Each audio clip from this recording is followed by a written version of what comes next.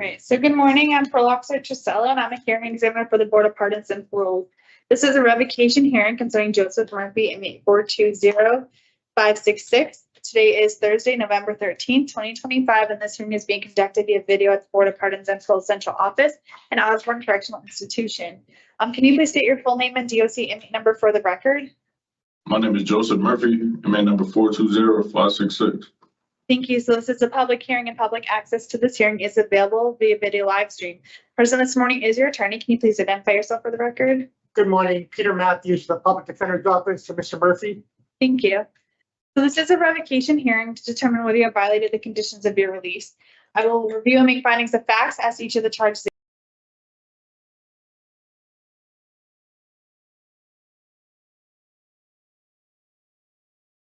against you.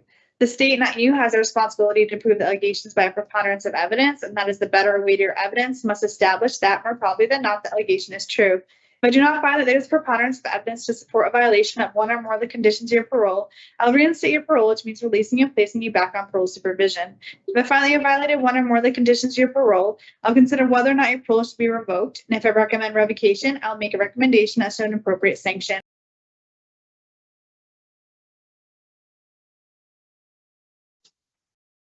Perfect. All right. So good morning. I'm Parole Officer Trisella, and I'm a hearing examiner for the Board of Pardons and Parole. This is a revocation hearing concerning Joseph Murphy, inmate 420-566. Today is Thursday, November 13th, 2025, and this hearing is being conducted via video at the Board of Pardons and Parole Central Office and Osborne Correctional Institution. Can you please state your full name and DOC inmate number for the record? My name is Joseph Murphy, inmate number 420-566. Thank you. So this is a public hearing, and public access to this hearing is available via video live stream. Present this morning is your attorney. Can you please identify yourself for the record? Good morning, Peter Matthews, the Public Defender's Office for Mr. Murphy. Thank you. So this is a revocation hearing to determine whether you have violated the conditions of your release. I will review and make findings of facts as to each of the charges against you. The state, not you, has a responsibility to prove the allegations by a preponderance of evidence, and that is the better or weightier evidence must establish that more probably than not the allegation is true. If I do not find that there is preponderance of evidence to support a violation of one or more of the conditions of your parole, I'll reinstate your parole, which means releasing you and placing you back on parole supervision. If I find that you have violated one or more of the conditions of your parole, I'll consider whether or not your parole should be revoked, and if I recommend revocation, I'll make a recommendation as to an appropriate sanction. My recommendation will then be given to a panel for a final decision. If the panel wishes to impose a sanction beyond my recommendation, a supplemental hearing will be provided to justify additional confinement. You should know that a revocation hearing is an adversarial proceeding, and anything you say at this hearing can be used against you. This hearing is also being recorded. The testimony at today's hearing will be taken under oath. So Mr. Murphy, can you please raise your right hand? You solemnly swear or solemnly sincerely affirm, as the case may be, that the evidence you shall give concerning this case shall be the truth, the whole truth, and nothing but the truth, so help you God, or upon penalty of perjury. Yes. Thank you. So we're going to go over the procedure for today. So first, I'm going to read you your rights.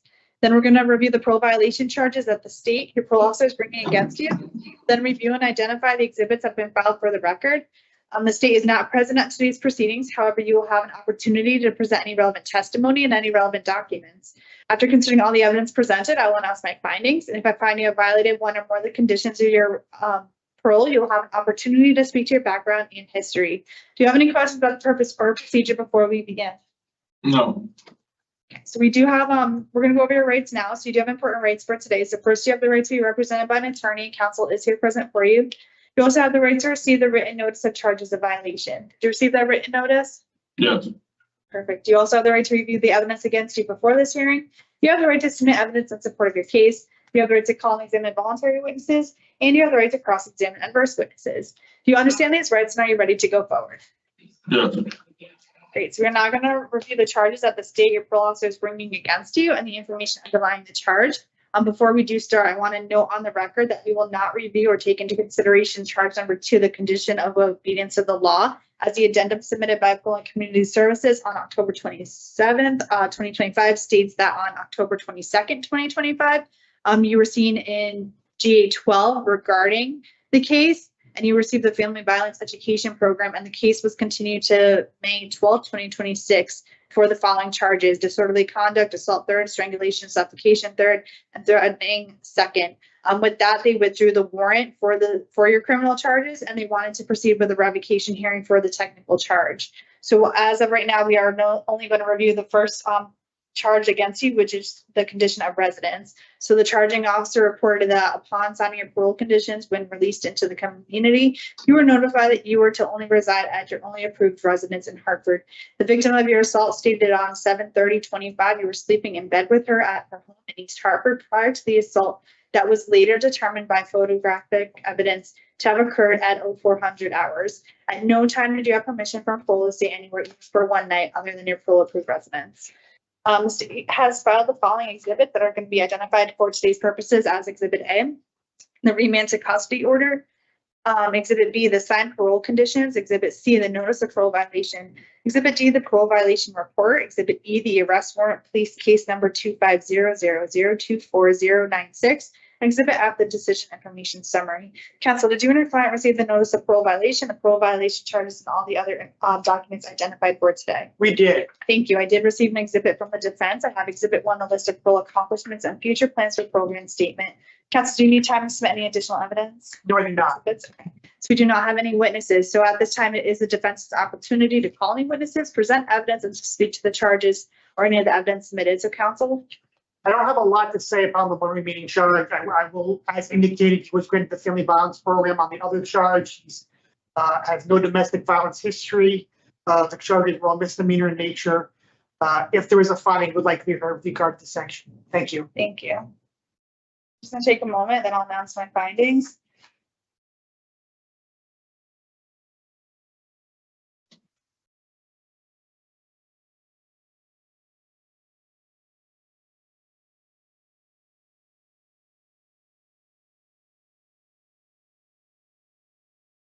On charge number 1, Mr. Murphy, I'm actually going to make a no finding as a state failed to submit sufficient evidence to meet the elements of the charge of residence. With that, I am going to reinstate your parole effective today. So what happens is I'm going to notify the records office and your supervising officer as soon as we conclude to let them know that the reinstatement is going into effect, and then it'll be placed back on supervision, okay? Thank you. Do you have any questions now, counsel, Mr. Murphy? I don't have any questions. But remember, you got to do these classes, okay, Mr. Murphy? Yes, sir. Still have those classes you got to do. Okay. I also just I did read the exhibit from the defense. I think you did provide a sponsor. Yes. That's not probably going to happen today, just so you're aware, because with Okay. reinstatements, they don't have time to prep it and get you there. So you'll probably end up at a halfway house. They don't really take location choices because it's immediate. Okay. There's not much room to play with, but I will just put in the system the sponsor information for you as well. Okay. But it's up to whoever your reporting officer to get you to where you need to be and when and stuff like that. Okay. Okay. Thank you. Any questions now? No, not at all. All right. This concludes the revocation hearing for Joseph Murphy, inmate number 420566. Good luck to you, Mr. Murphy. Thank you. Thank you. Thank you. All right. Then we got to check. Are you going down the list today? Yeah, that's fine. Okay, Moya.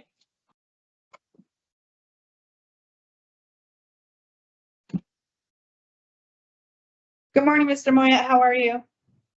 I'm really yourself. Good. I just need a few moments. I have to just process some paperwork for the previous guy, and then we'll get started, okay? Ma'am.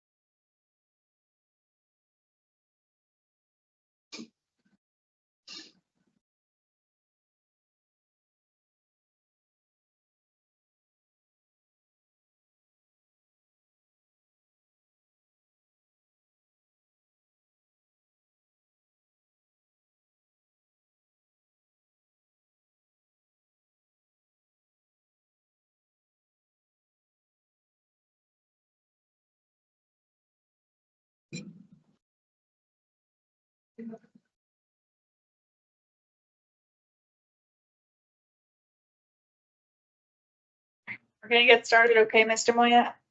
Yes, ma'am. Okay, so good morning, I'm Parole Officer Chisella, and I'm a hearing examiner for the Board of Pardons and Paroles. This is a revocation hearing concerning Pedro Moyet, meet number 325-951. Today is Thursday, November 13th, 2025, and this hearing is being conducted via video at the Board of Pardons and Paroles Central Office and Osborne Correctional Institution. Can you please state your full name and DOC inmate number for the record? Pedro Moyet, 325951. Thank you. So this is a public hearing, and public access to this hearing is available via video live stream. So this is a revocation hearing to determine whether you have violated the conditions of your release. I will review and make findings of facts as to each of the charges against you. The state, not you, has a responsibility to prove the allegations by a preponderance of evidence, and that is the better weightier evidence must establish that, more probably than not, the allegation is true. If I do not find that there is preponderance of evidence to support a violation of one or more of the conditions of your parole, I will reinstate your parole, which means releasing you and placing you back on parole supervision. If I find that you have violated one or more of the conditions of your parole, I'll consider whether or not your parole should be revoked. If I recommend revocation, I will make a recommendation as to an appropriate sanction. The recommendation will then be given to a panel for a final decision. And if the panel wishes to impose a sanction beyond my recommendation, a supplemental hearing will be provided to justify additional confinement. You should know that revocation hearing is an adversarial proceeding, and anything you say at this hearing can be used against you. This hearing is also being recorded. The testimony at today's hearing will be taken under oath. So, Mr. Moyet, can you please raise your right hand? You solemnly swear, solemnly, sincerely affirm, as the case may be, that the evidence you shall give concerning this case shall be the truth, the whole truth, and nothing but the truth, so help you God, or upon penalty of perjury. Yes. Thank you. So we're going to go over the procedure for today. So first, I'm going to read you your rights. Then we're going to review the parole violation charges that the state, your parole officer, is bringing against you. We'll then review and identify the exhibits filed for the record. The state is not present at today's proceedings. However, you will have an opportunity to present any relevant testimony and any relevant documents. After considering all the evidence presented, I'll announce my findings. And if I find you have violated one or more of the conditions of your parole, you will have an opportunity to speak to your background and history. Do you have any questions about the purpose or procedure before we begin? No. Thank you. So you do have important rights at today's hearing. I'm going to read them now. So you have the right to be represented by an attorney. You may hire your own attorney, and if you cannot afford an attorney, you may qualify for an appointed attorney to represent you. So, Mr. Moyet, were you informed you could have an attorney at today's hearing? Yes. Do you intend to seek counsel for today? No. So just to confirm, you're willing to move forward today without legal representation? Yes.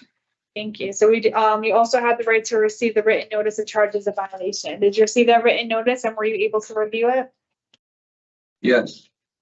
Thank you. You also have the right to review the evidence against you before this hearing. You have the right to submit evidence in support of your case, and you have the right to call and examine voluntary witnesses and cross-examine adverse witnesses. Do you understand these rights, and are you ready to go forward? Yes. We'll now review the charges that the state, your parole officer, is bringing against you and the information underlying each charge. So in charge number 1, the condition of drugs, the charging officer reported that on 9/16/2025, you reported back to the Open Hearth Halfway House after failing to report back from your community pass since 9/11/2025. Upon your return, you rendered your urine just positive for cocaine and fentanyl. You then signed a voluntary admission for using said substances, as well as in addition to unprescribed Xanax on 9/11/2025, 9/15/2025, and 9/16/2025. This behavior places you in a clear and direct violation of your signed parole conditions, specifically under bail laws, where it states, I will not use or have in my possession or control any illegal drugs, narcotics, or drug paraphernalia. On charge number 2, the condition of halfway house placement, the charging officer reported that on 7/18/2025 at 11:00 p.m. While Open Hearth Halfway House staff were conducting their rounds, they observed you to be smoking THC in the bathroom. This behavior places you in clear and direct violation of your signed parole conditions, specifically under halfway house placement. When you violated a rule in your signed halfway house agreement where it states, I will not consume or possess alcohol or marijuana in the house. On 8/18/2025 at 11:45 p.m., while Open Hearth Halfway House staff was conducting their rounds, they observed you to be smoking a cigarette in the bathroom. This behavior places you in clear and direct violation of your signed parole conditions, specifically under halfway house placement, as you violated rule in your signed halfway house agreement where it states, I will not use tobacco products within the halfway house. I may only smoke designated areas at designated times. On 9/11/2025, you were issued a community pass from Open Hearth Halfway House to Walmart from 2 p.m. to 5 p.m. When you did not return on time, staff attempted to contact you twice without success. You subsequently failed to report back to the halfway house. Your whereabouts were unknown until you reported back to the halfway house on 9/16/2025 at 12:40 p.m. This behavior places you in clear and direct violation of your signed parole conditions specifically under halfway house placement, where it states, "I will return to the halfway house for my community pass at my scheduled return time. You do not have permission to remain out on community pass past 5 p.m. on 9/11/2025. On 9/16/2025, you were placed in Roger Sherman halfway house. Due to this being the only halfway house with an open bed, you were to be placed there overnight pending potential placement at the App Foundation on 9/17/25. Upon to Roger Sherman halfway house staff reported that you were agitated and irate over your placement and refused to answer any questions or comply with the intake process. You then stated to halfway house staff, "The director is lucky she wasn't at the jail because I would have handled her differently. I wouldn't have been as nice." Staff perceived the statement to be disrespectful and implying harm to the halfway house program director. This behavior places you in clear and direct violation of your signed parole conditions, specifically under halfway house placement, as you violated a rule in your signed halfway house agreement where it states, "I would treat others with respect and not engage in verbal or physical altercations with other offenders, staff, or third parties." That on 9/16/2025, you were placed at the Roger Sherman halfway house and refused to answer any questions or sign any intake documents and interfere with the intake process by doing so. This behavior places you in clear and direct violation of your signed parole conditions, specifically under halfway house placement, as you violated a rule in your signed halfway house agreement where it states, "I have read, understood, and agreed to comply with the program rules during my period of residence at the Connecticut Department of Corrections halfway house." The evidence submitted by the state was identified at the preliminary hearing, and that all remains the same. And they have not submitted any additional evidence at this time. So just to confirm one more time, Mr. Moyet, you did receive the notice of parole violation, the parole violation report, and all the other documents identified for today, and were able to review them. Yes. Okay. I have not received any evidence from you at this time. Do you need any additional time to submit any evidence on your own behalf? No. So we do not have any witnesses. So at this time, it is your opportunity to respond to the parole violation charges against you. However, remember, you do have the right to remain silent if you choose to do so. So at this time, would you like to testify regarding your case? No, thank you. So I'm just going to take a moment. I'll announce my findings.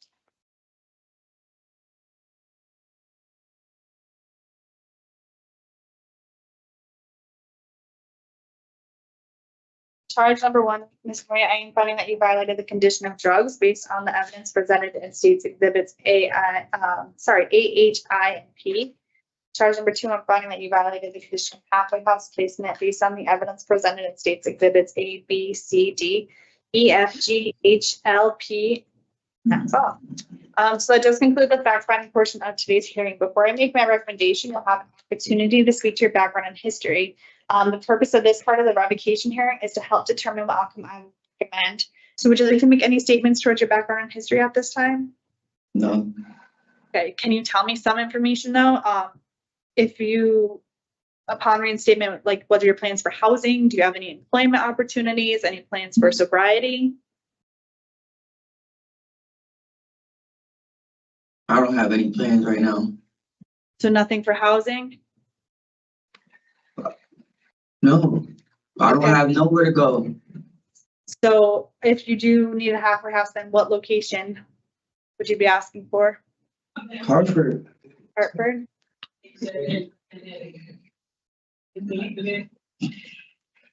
Thank you.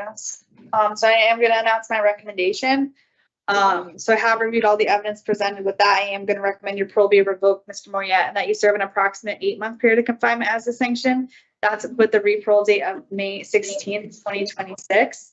And I'm going to recommend the following conditions: no consumption of alcoholic beverages, behavioral management program for domestic violence, no contact with victims MS, JP, and MT, a general stay away from the corner store at 560 Church Street and 37 Cottage Place in Britain, Connecticut, a general no contact with JP, mental health evaluation and treatment as deemed necessary, and halfway house placement with Hartford as the location. So this is my findings and recommendations. It will be forwarded to the board on it'll be forwarded to the board next week, 11/20. Do you care to hear what they can do on that date? No. Because they can do a few things. Yeah, they could raise it, they could lower it, they could do whatever they want. I got 3 more years of special parole, so Okay. All right. So as long as you're understanding what's going to happen, I do appreciate you talking to me.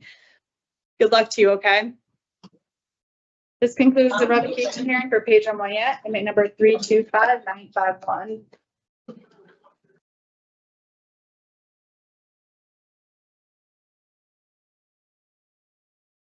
Good morning, Mr. Roche. Miss. Good. I'm just going to take a moment and then I'm going to start. Okay. All right, no problem, miss. Thank you.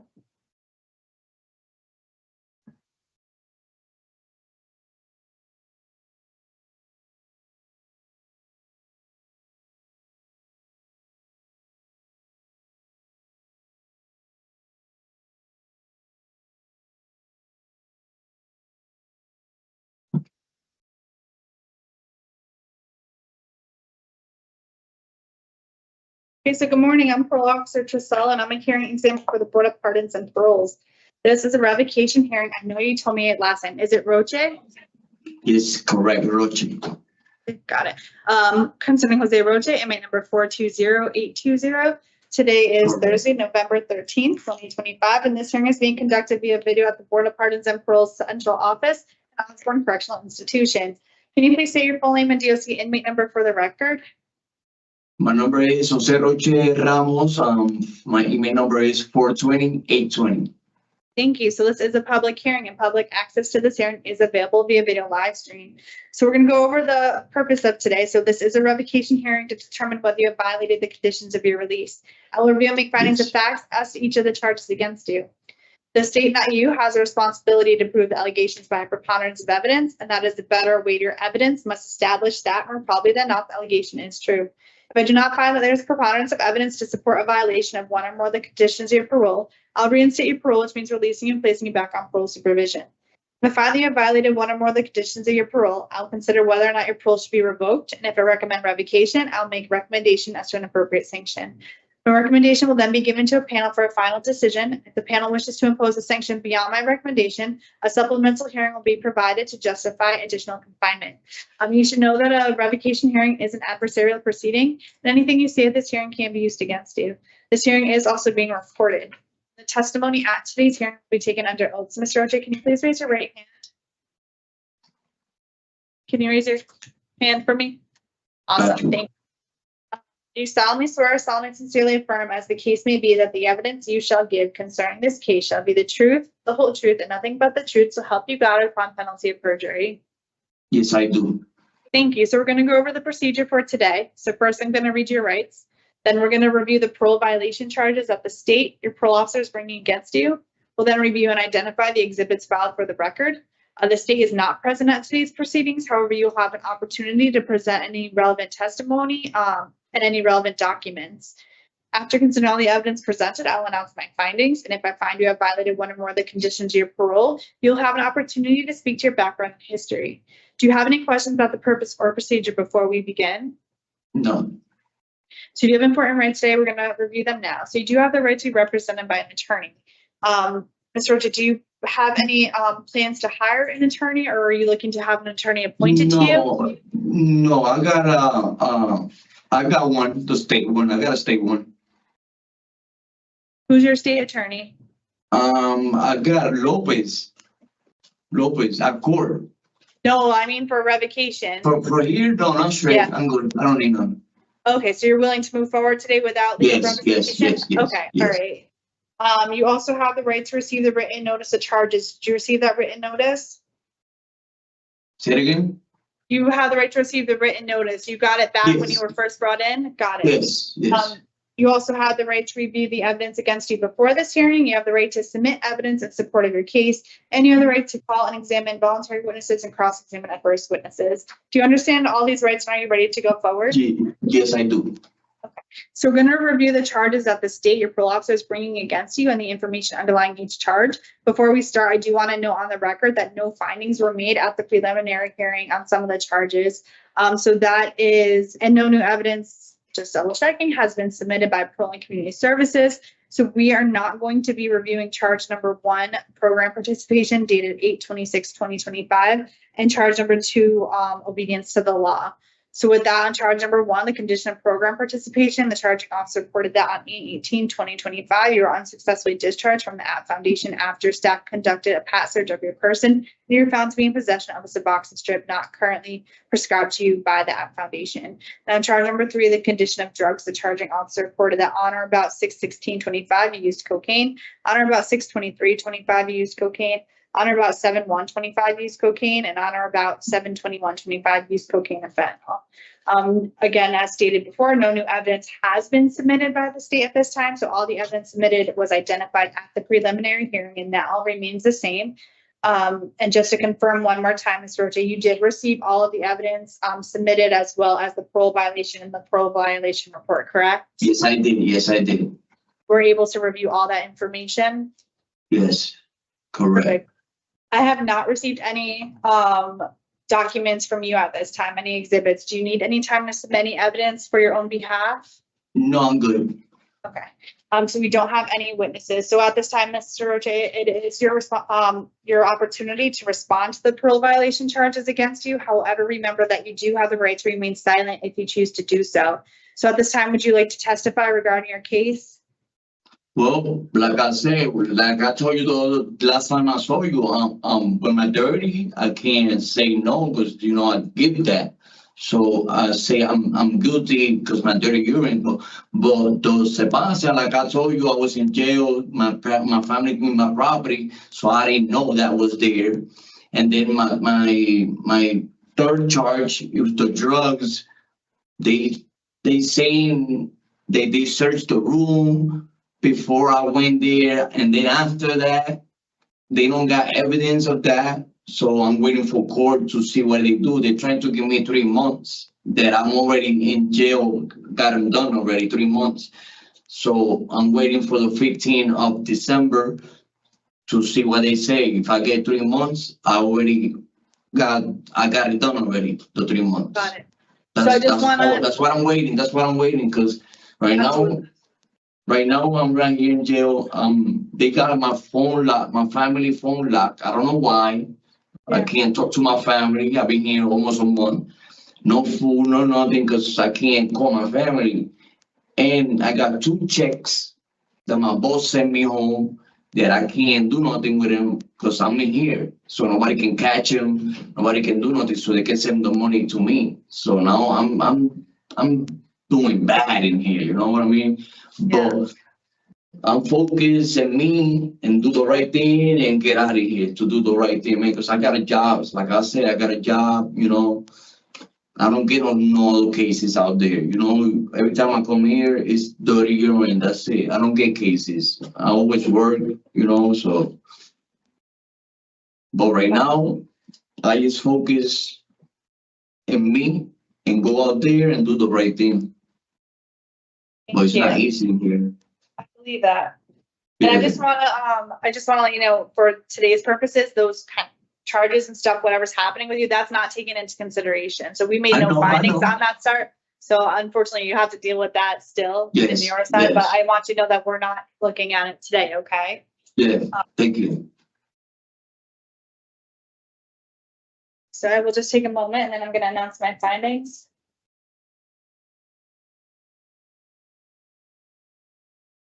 Charge number 1, the condition of program participation. I am going to make a finding based on the evidence presented in States Exhibits A, H, J, and Q. And on charge number 2, I'm also finding that you violated the condition of drugs based on the evidence presented in States Exhibits A, D, E, F, G, and Q. So that does conclude the fact-finding portion of today. Before I make my recommendation, you will have an opportunity to speak to your background and history. And the purpose of this part of the revocation hearing is to help determine what outcome I will recommend. So I did hear you say, Mr. Roche, that you have job waiting. What do you do? Yes. What's your job? I got a mechanic. I got a mechanic and I got landscaping. I got 2 different jobs right now waiting for me. Perfect. And what about housing? What's your plan for housing? Well, I gotta go to a halfway house because I don't got no family here. That's what I always do. I go to the halfway house. I get my job fast, ASAP, and I save my money and I rent a room. I always rent a room. That's what I do. I had an apartment. The last time I had an apartment, 2-bedroom.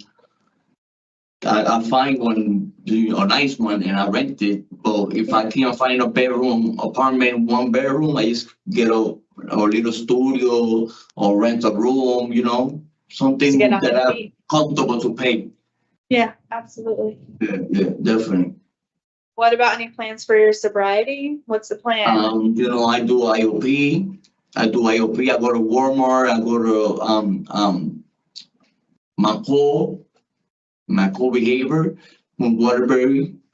I do IOP. I do groups. I was doing before I came in. Now I was doing AA and A meetings too, and with the clinic. So my plan is do that again because that's the only thing keep me sober. Yeah. Yes. Thank you. One moment and then I'll let you know my recommendation. Uh,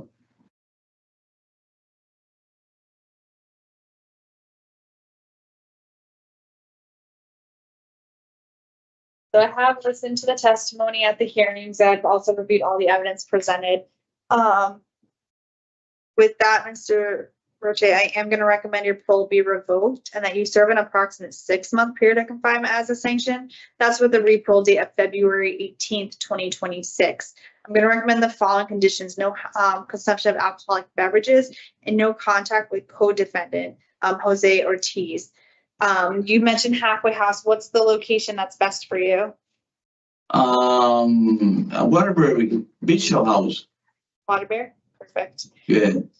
All right, so what happens next, Mr. Roche, is that my recommendation is going to go to the board next week on the 20th. With that, what they can do on that date is that they can lessen the recommendation if they choose to do so. So they can pick any date between November 20th and the February date I recommended, All right. February 18th. They can adopt it if they want to, or if for any reason they would want to see a longer length of period of incarceration, you'll be asked to come back for another hearing to address their questions, concerns before anything's imposed longer than that. Do you have any questions for me right now? No, I don't. Okay, so that does conclude today's hearing. I wish you good luck, okay, Mr. Roche? And just be mindful. Thank you, Miss. Listen, you have so much longer on special parole. Try to get that help out there. If you need it, make sure I you're know. reaching out. Stay focused, okay? Yeah, thank you, Miss. Appreciate that. Good luck to you. This concludes the Yeah, revocation. same to you, Miss. Inmate number 420820. Take care. Stay tuned. You're welcome. See you later. Thank you. You're welcome.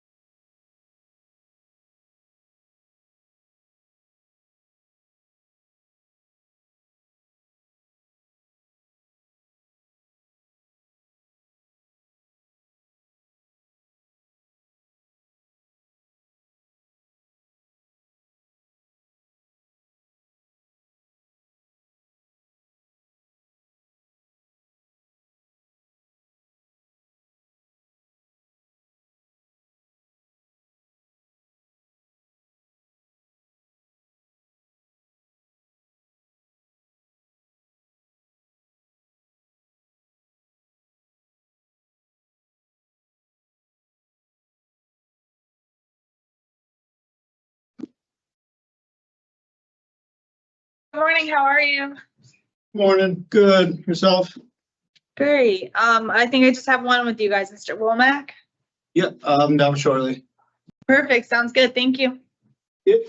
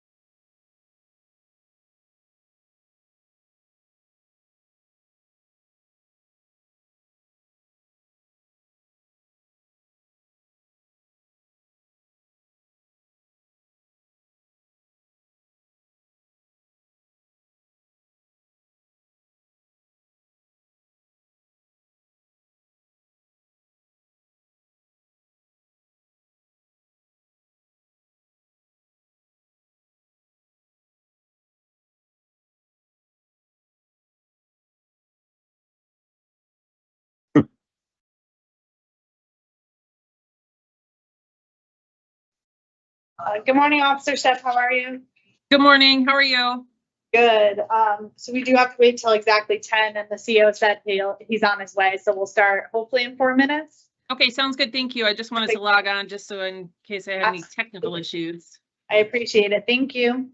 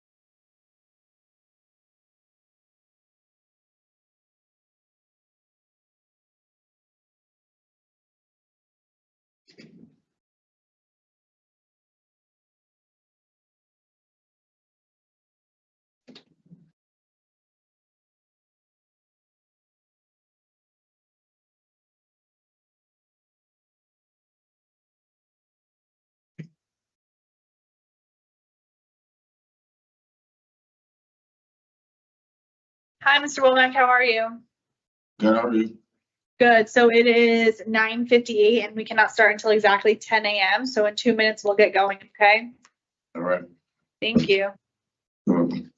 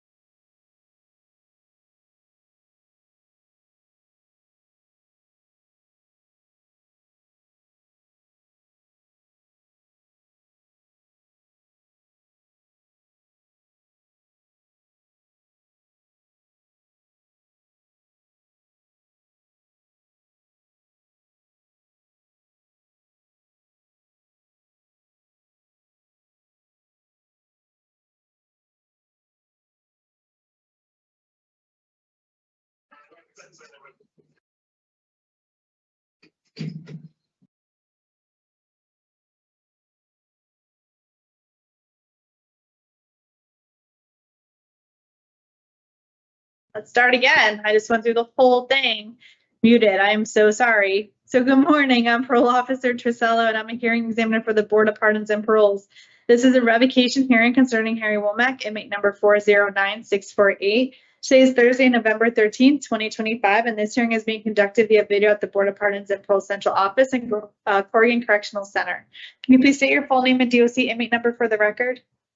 Harry Lee Womack III, 409648.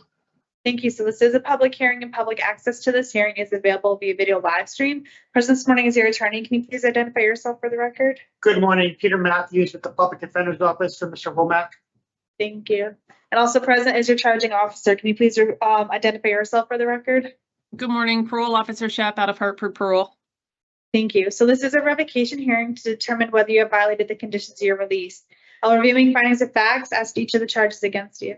The state, not you, has a responsibility to prove the allegations by preponderance of evidence, and that is the better weight of your evidence must establish that, more probably than not, the allegation is true. If I do not find that there is preponderance of evidence to support a violation of one or more of the conditions of your parole, I'll reinstate your parole, which means releasing you and placing you back on parole supervision.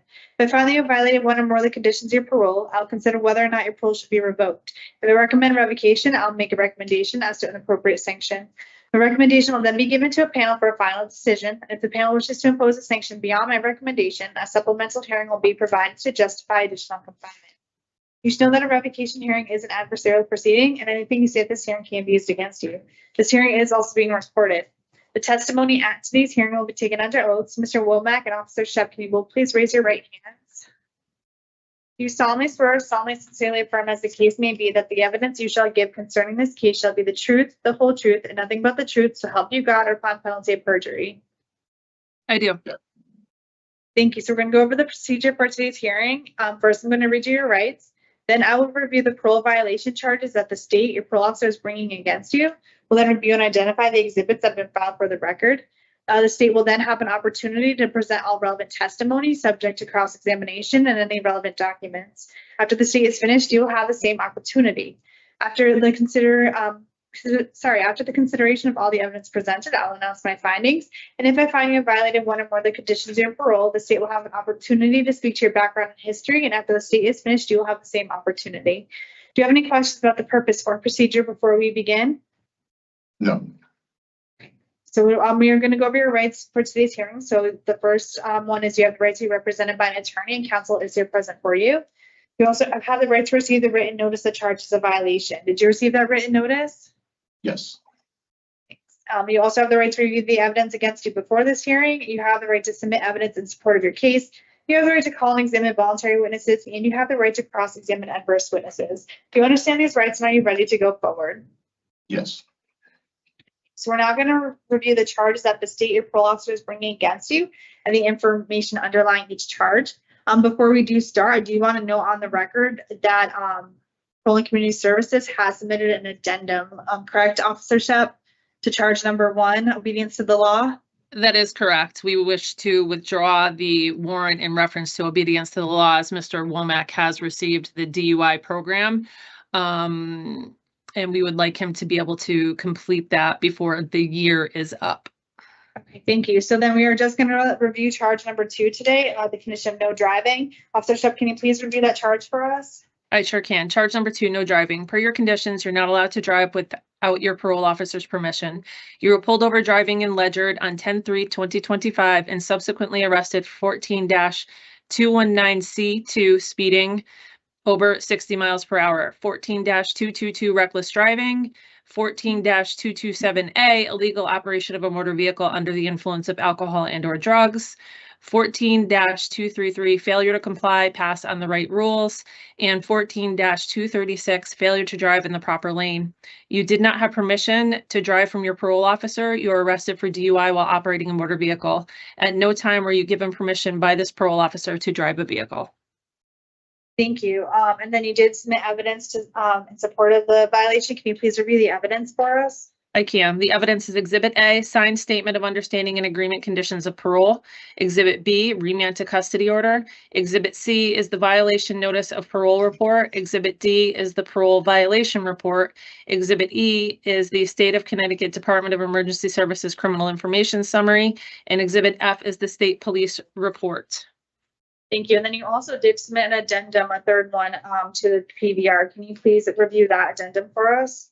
Yes, that addendum was in reference to a disciplinary ticket that Mr. Womack received on 10/8/2025 for refusing housing. The evidence for that is the RT screen showing that he received a disciplinary report on 10/8/2025 for refusing housing. Thank you. So counsel, to confirm, you did receive the notice of parole violation, the parole violation report, and all the other documents identified for today? I did. Thank you. And then I did receive an exhibit from the defense. Multiple exhibits from defense. So I have Exhibit 1, the parole accomplishments and future plans for parole reinstatement. Exhibit 2, character letter from Malaysia Brooks. Malaysia? How do you say it? Yeah, Olasia Brooks, that's my Malaysia girlfriend. Brooks. Got it. Exhibit 3, the reference letter from Sandy Camino, open close manager at Wendy's, and Exhibit 4, the reference letter from Carlos Gonzalez, the general manager at Wendy's. Counsel, do you need any additional time to submit the other exhibits? I do not. So we do not have any witnesses at this time. So at this time, it is the state's opportunity to call any witnesses, present evidence, and to speak to the evidence submitted. So Officer Shep, would you like to make any comments towards the charge? I just want to note that it was a very serious charge that we are allowing for the revocation of the warrant for the obedience to the law, the DUI charge. And then the second charge, the no driving charge, obviously is also very serious, as you received a couple of were arrested for the speeding, the reckless driving, the illegal operation of a motor vehicle under the alcohol or drugs, the failure to comply and pass on the right, and the failure to drive in the proper lane. I did not give you permission to drive, and you were driving without my permission, and then you received a DR while incarcerated on 10/8/2025 for refusing housing. I just wanted to speak to the seriousness of the charge. Thank you. Counsel? I don't have anything additionally with regard to the remaining charge too, but I would like to be heard with regard to the sanction at the appropriate time. Thank you. Any final comments from either side before I do announce my finding? No, No. thank you.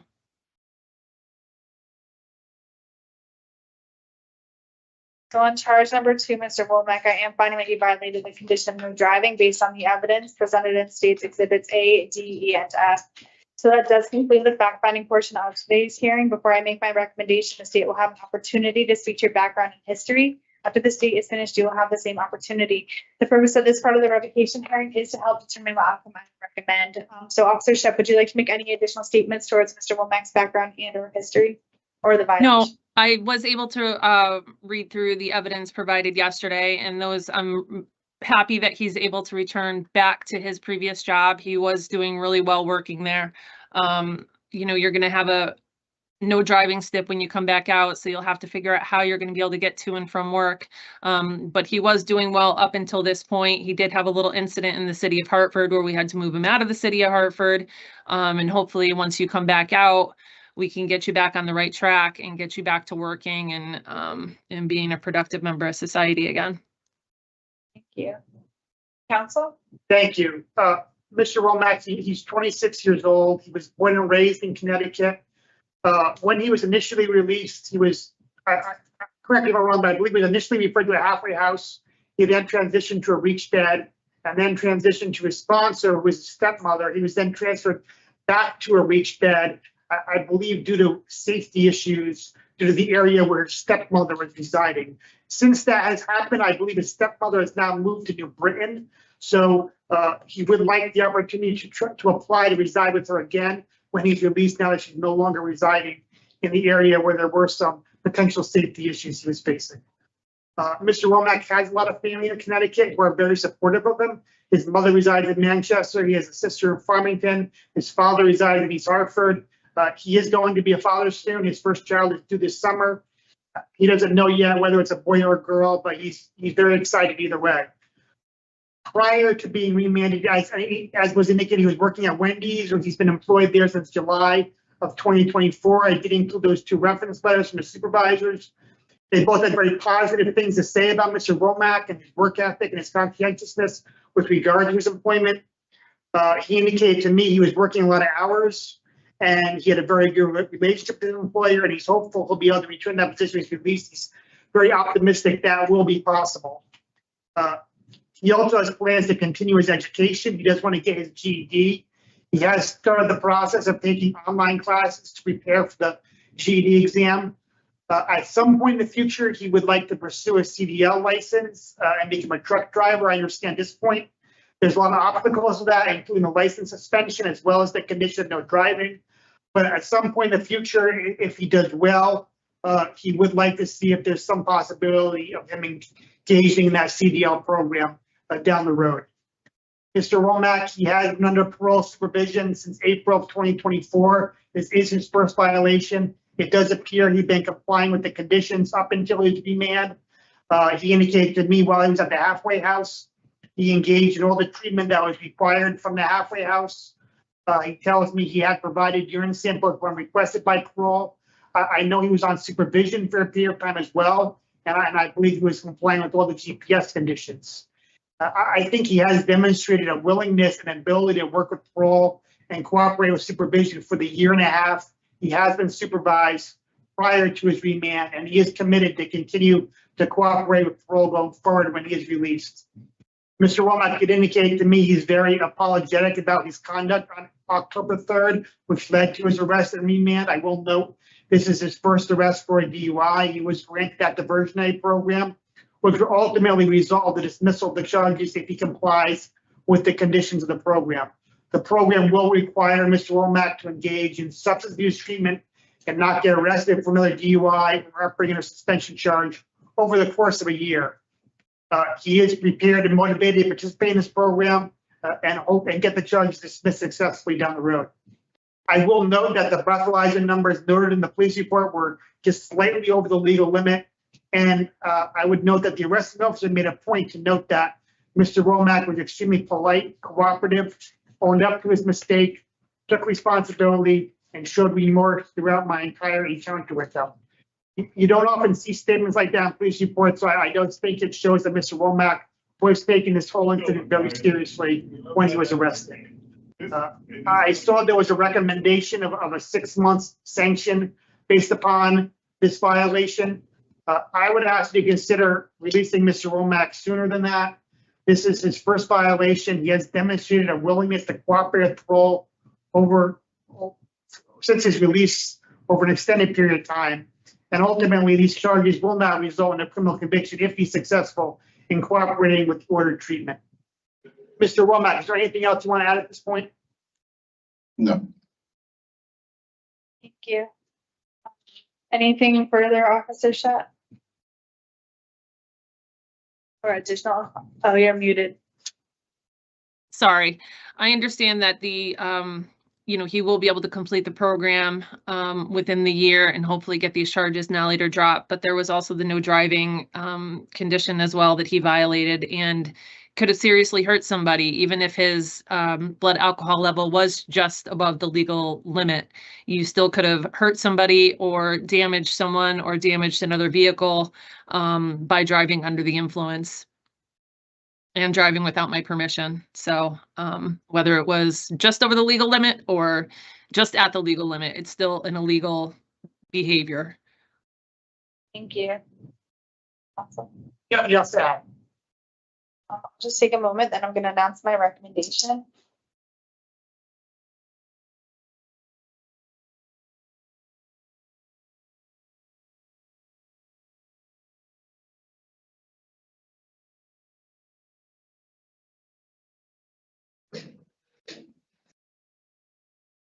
Okay, so I have listened to the testimony today. I've reviewed all the evidence submitted. With that, Mr. Womack, I'm going to recommend that your parole be revoked and that you serve an approximate 2-month period of confinement as a sanction. That's with the reparole date of December 2nd, 2025. I'm going to recommend the following conditions. Actually, let me just check my math. I think that's right. Thank you, counsel. The following conditions will be recommended as well. So no alcohol consumption. No contact with co-defendant Larry Jenkins, a general no contact with RPF, FTT, AP, and DH. No operation of a motor vehicle without parole officer's permission. I know you do have a sponsor, officership. Would you need a halfway house placement too for backup plans, or is the sponsor good enough? at No, this- if his re-parole date is December 2nd, hopefully we can get out and we can review that sponsor before December 2nd, and see if she is, if that is a good sponsor for him. If she's not, then he will unfortunately have to go to a halfway house, but we will, investigate the sponsor that he provided. I believe it's his sister, no, stepmom. Yeah. Perfect. All right, so what happens next, Mr. Womack, is that my recommendation is going to go to the board next week on the 20th. On that date, the board can do three things. They can lessen my recommendation if they choose to do so. They can adopt it if they choose to do so. And if for any reason they would want to see a longer length of confinement, you'll actually come back for a third hearing. Well, you just have the first one. So for an additional hearing to discuss with them their questions, concerns, before anything longer is imposed, okay? Do you have any questions at this time, Mr. Womack? No. This does conclude the revocation hearing for Harry Womack, case number 409-648. Thank you, everyone. Good Thank you. luck to you, Mr. Womack. Thank you. Take care.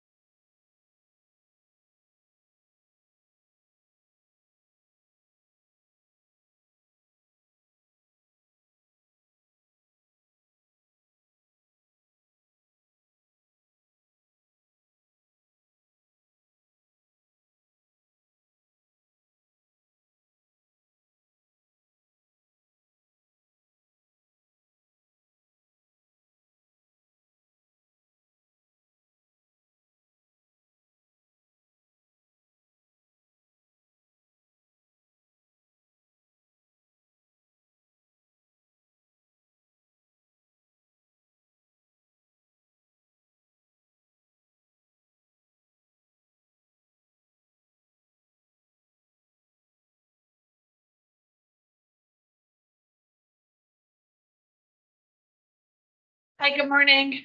Good morning, how are you? Good, how are you?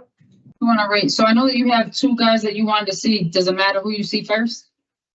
If possible, can we see Mr. Lloyd? Absolutely. He's on his way down right now. Great, sounds good. Thanks again. Yes, ma'am, no problem.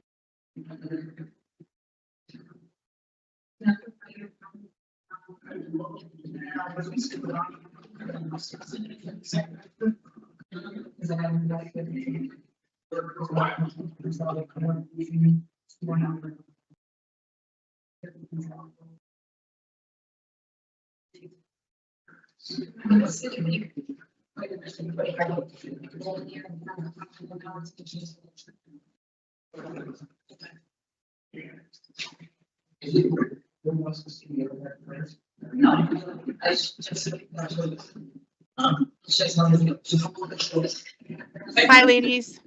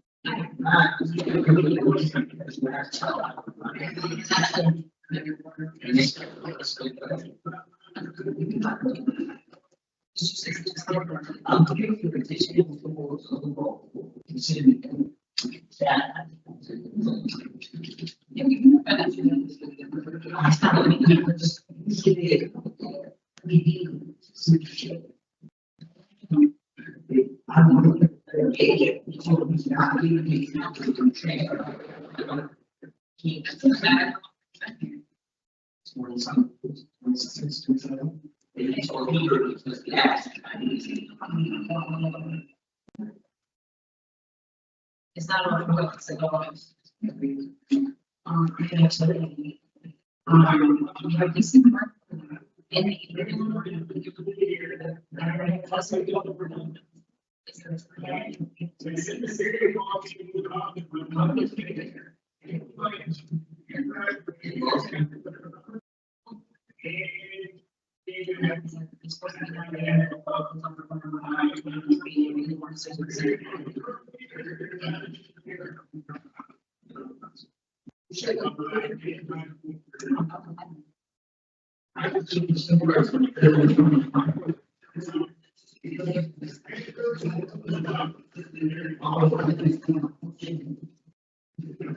Yeah.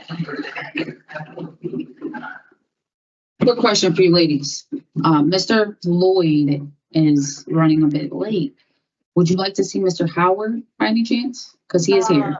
Yeah, Officer I'm Babbage, here. are you? Okay. Yep, okay. I'm No, good. I don't mind. That's okay. Yeah, send them on in. I'm That's sorry, fine. guys. I just don't want to hold you up any longer than what it's already been. Nope, you're good. That's perfect. You can send him in. Howard, come on in. Thank you. Alright.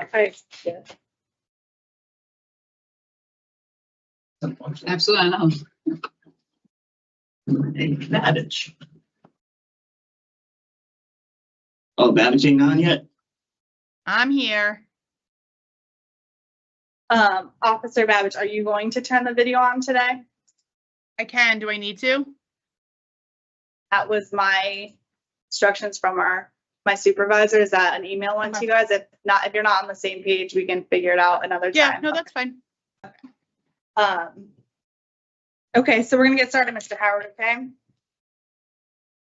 All right, so good morning. I'm Parole Officer Trisell, and I'm a hearing examiner for the Board of Pardons and Paroles. This is a preliminary hearing concerning Christopher Howard in number 339747. Today is Thursday, November 13th, 2025. And this hearing is being conducted via video at the Board of Pardons and Paroles Central Office in New Haven Correctional Institution. Can you please state your full name and DOC inmate number for the record? Christopher Howard, inmate number 339747. Thank you. So this is a public hearing, and public access to this hearing is available via video live stream. Present this morning is your charging officer. Can you please identify yourself for the record? Jamie Babbage, parole officer. Thank you. So this is a preliminary hearing which has three purposes under Connecticut law. The first is to determine if there's probable cause to believe you committed an act that violated the conditions of your parole. The second is to determine if the act is sufficiently serious to warrant the revocation of your parole. And the third is to determine if you should be held in prison pending further proceedings. The state, not you, has a responsibility to show that there's probable cause to believe you violated one or more of the conditions of your parole. If I do not find probable cause, I'll reinstate your parole, which means releasing you and placing you back on parole supervision. If I find probable cause and determine that the act is sufficiently serious to warrant revocation, you may be held in prison pending further proceedings. Please note that you have been referred by the Department of Corrections for diversion for substance abuse programming and treatment. And if by the end of this hearing, I determine that you should be held in prison pending further proceedings, I will provide additional information about the diversion process. You should know, Mr. Howard, that a preliminary hearing is an adversarial proceeding, and anything you say at this hearing can be used against you. And this hearing is also being recorded. The testimony at today's hearing will be taken under oath. So, Mr. Howard and Officer Babbage, can you both please raise your right hands?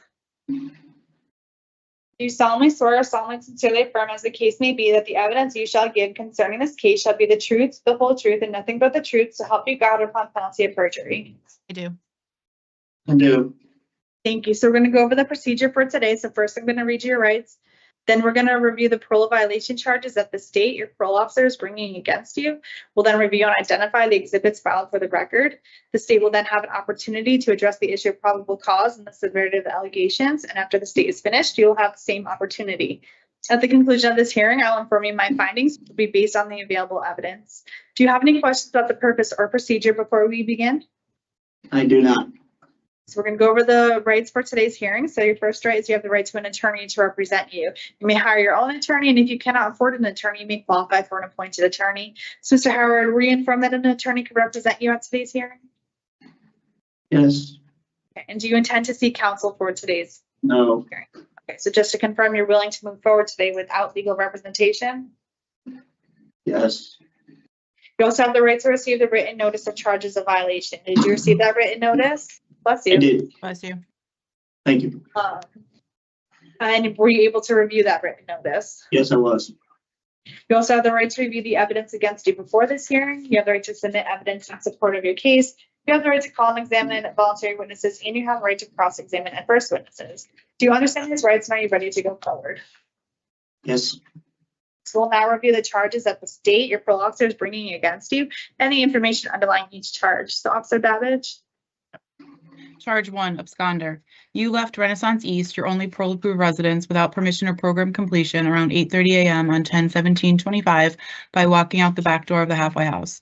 When a staff member asked you where you were going, you stated, quote, "Fuck that, I'm out of here." Your whereabouts in the community were unknown until you turned yourself into Waterbury Parole on 10/21/25. Charge number 2, drugs. You admitted to smoking crack cocaine daily from 10/16/25 to 10/21/25. Charge number 3, travel. On 10/20/25, you told your parole officer that you had hitchhiked to Tennessee after absconding from Renaissance East Halfway House on 10/17/25. You did not have prior written permission from your parole officer to leave the state of Connecticut. You were directed to return to Connecticut and did so on 10/21/25. Charge number 4, halfway house placement. You arrived at Renaissance East on 10/16/25. Upon seeing the program director, you stated, quote, "There goes that little motherfucker right there. Fuck him. He better not say shit to me while I'm here." This behavior is in violation of your halfway house agreement, which states, "I will treat others with respect and not engage in verbal or physical altercations with other offenders, staff, or third parties." On 10/16/25, you enter the halfway house dorm bathroom around 1 p.m.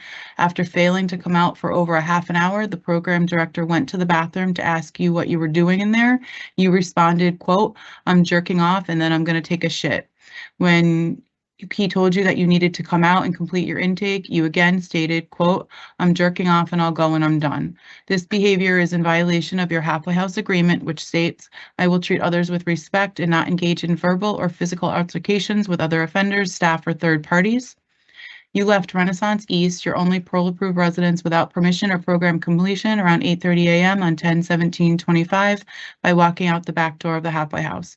When a staff member asked you where you were going, you stated, quote, "Fuck that, I'm out of here."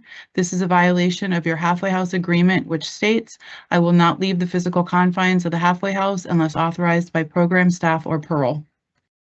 Thank you. And you've also submitted evidence. Can you please identify that for us? Yes.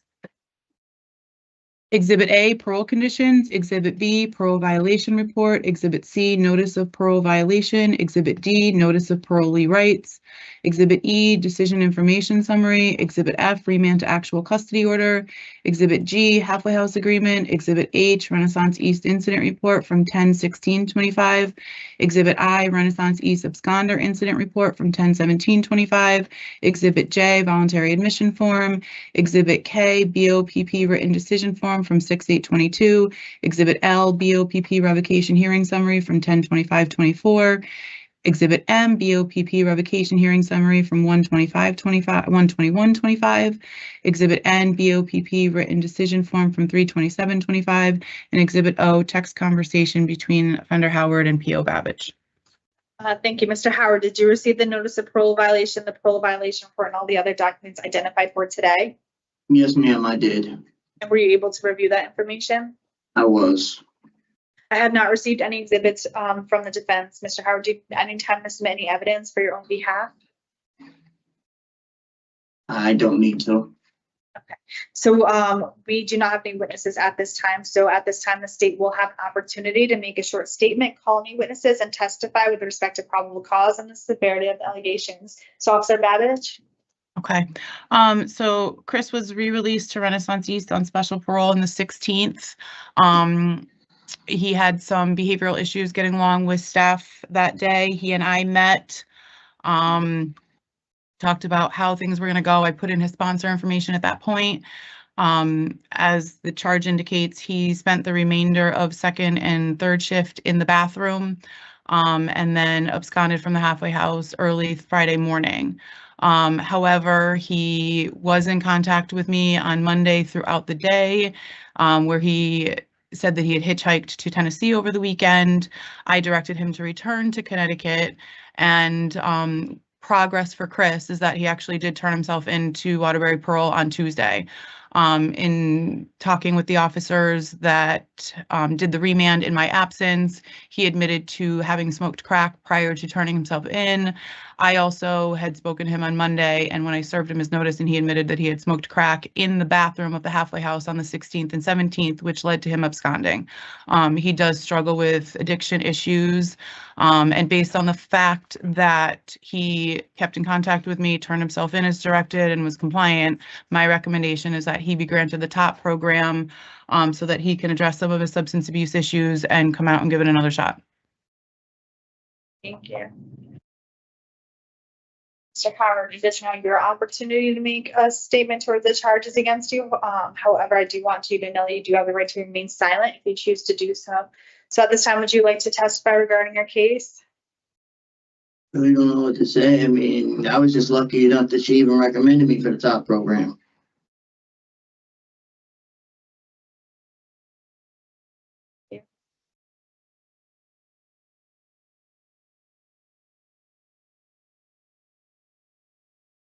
So I am going to announce my findings.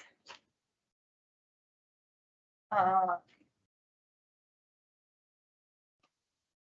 charge number 1, Mr. Howard, I'm making a no finding of probable cause due to the insufficient evidence that so the elements were not met for the condition of absconder. On charge number 2, I'm making a finding of probable cause for the condition of drugs based on state's exhibits A, B, and J. On charge number 3, I'm going to make a finding of probable cause for the condition of travel based on state's exhibits A, B, and O. And lastly, on charge number 4, the condition of halfway house placement, I am making a finding of probable cause based on state's exhibits A, B, G, H, and I. With that, I am finding that the acts are serious enough to warrant a revocation, and I've also determined that you should be detained while you wait the revocation process. So the Department of Corrections did recommend you for the diversion of the revocation process in order to participate in the substance abuse program and treatment. What that does mean that you want to participate and that you meet the criteria, the eligibility criteria, I can continue your case and you'll be provided the opportunity to participate in that program. The decision to participate is voluntary, and we do have to go over the eligibility determination if you do wish to apply for it. So at this time, would you like to move forward with determining the eligibility? I'm confused. You said you were proceeding to a revocation hearing. Does that mean I get to do timeout or I'm just being violated? So I have to go over the eligibility criteria. So what the process really is Parole and Community Services refers you to it, but we here at the hearing have to determine if you're eligible for it. And there's 5 separate pieces of criteria to go over that part of it. So I'm going to go over them with you now if you want to move forward with reviewing that. I do. Okay. So I do find that you have no so these are the qualifications. So you have to have no pending misdemeanors or felony charges, and I find you don't have that. Your discharge date is more than 60 business days from the date of your remand to custody. So there is a finding for that eligibility criteria. There is evidence that you've identified the substance abuse treatment needs, and also that there's reasonable consideration that your substance use is the motivating factor behind your failure to comply with your conditions. However, the last eligibility criteria is that you have to be provided a chance in the community to do treatment before you are eligible to do TOP. And that was not satisfied with your timeout because it was such a short period of time. There was no time for you to do that. So that you're not eligible for the TOP program because you have to have done something in the community. So what that means is that the case is going to move forward to a revocation process. So what happens is, since it's a technical violation, we'll schedule your hearing within the next few weeks to go over that. But unfortunately, you are not eligible for the TOP program. I'm sorry, so because I'm confused. So because he wasn't in treatment in the community, he can't do the TOP program? There has to be evidence that he was received and was provided the opportunity to do treatment in the program before he was remanded into custody. So any kind of treatment in the community, and that there's no evidence to say that he did attempt that. As we discussed today, in the hearing, he was only out for a short period of time. So we do have to move forward to the revocation process. So like I said, this is a technical violation, so it will be scheduled within the 60 business days of remand. I'll try to get him in sooner than later to address it. But that does conclude today's hearing. Any further questions? None. No, nope. Can I speak to Babbage for a second? It's live streamed. I Yeah, don't no, recommend Chris, it. I'll figure out a way to do that differently. Okay. So this does conclude the hearing for Christopher Howard, inmate number 339747. Thank you both, and I'll Okay. see you in the next few weeks for the revocation. Okay. Chris, I'll figure out a way to talk to you, okay? Yeah.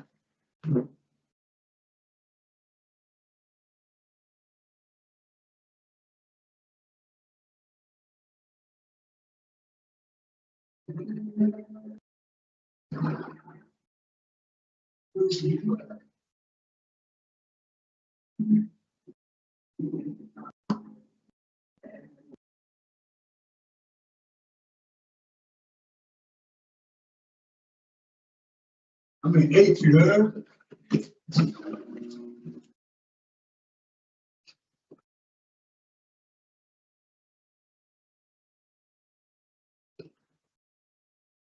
Mr. Lloyd will be right with you, okay? Good.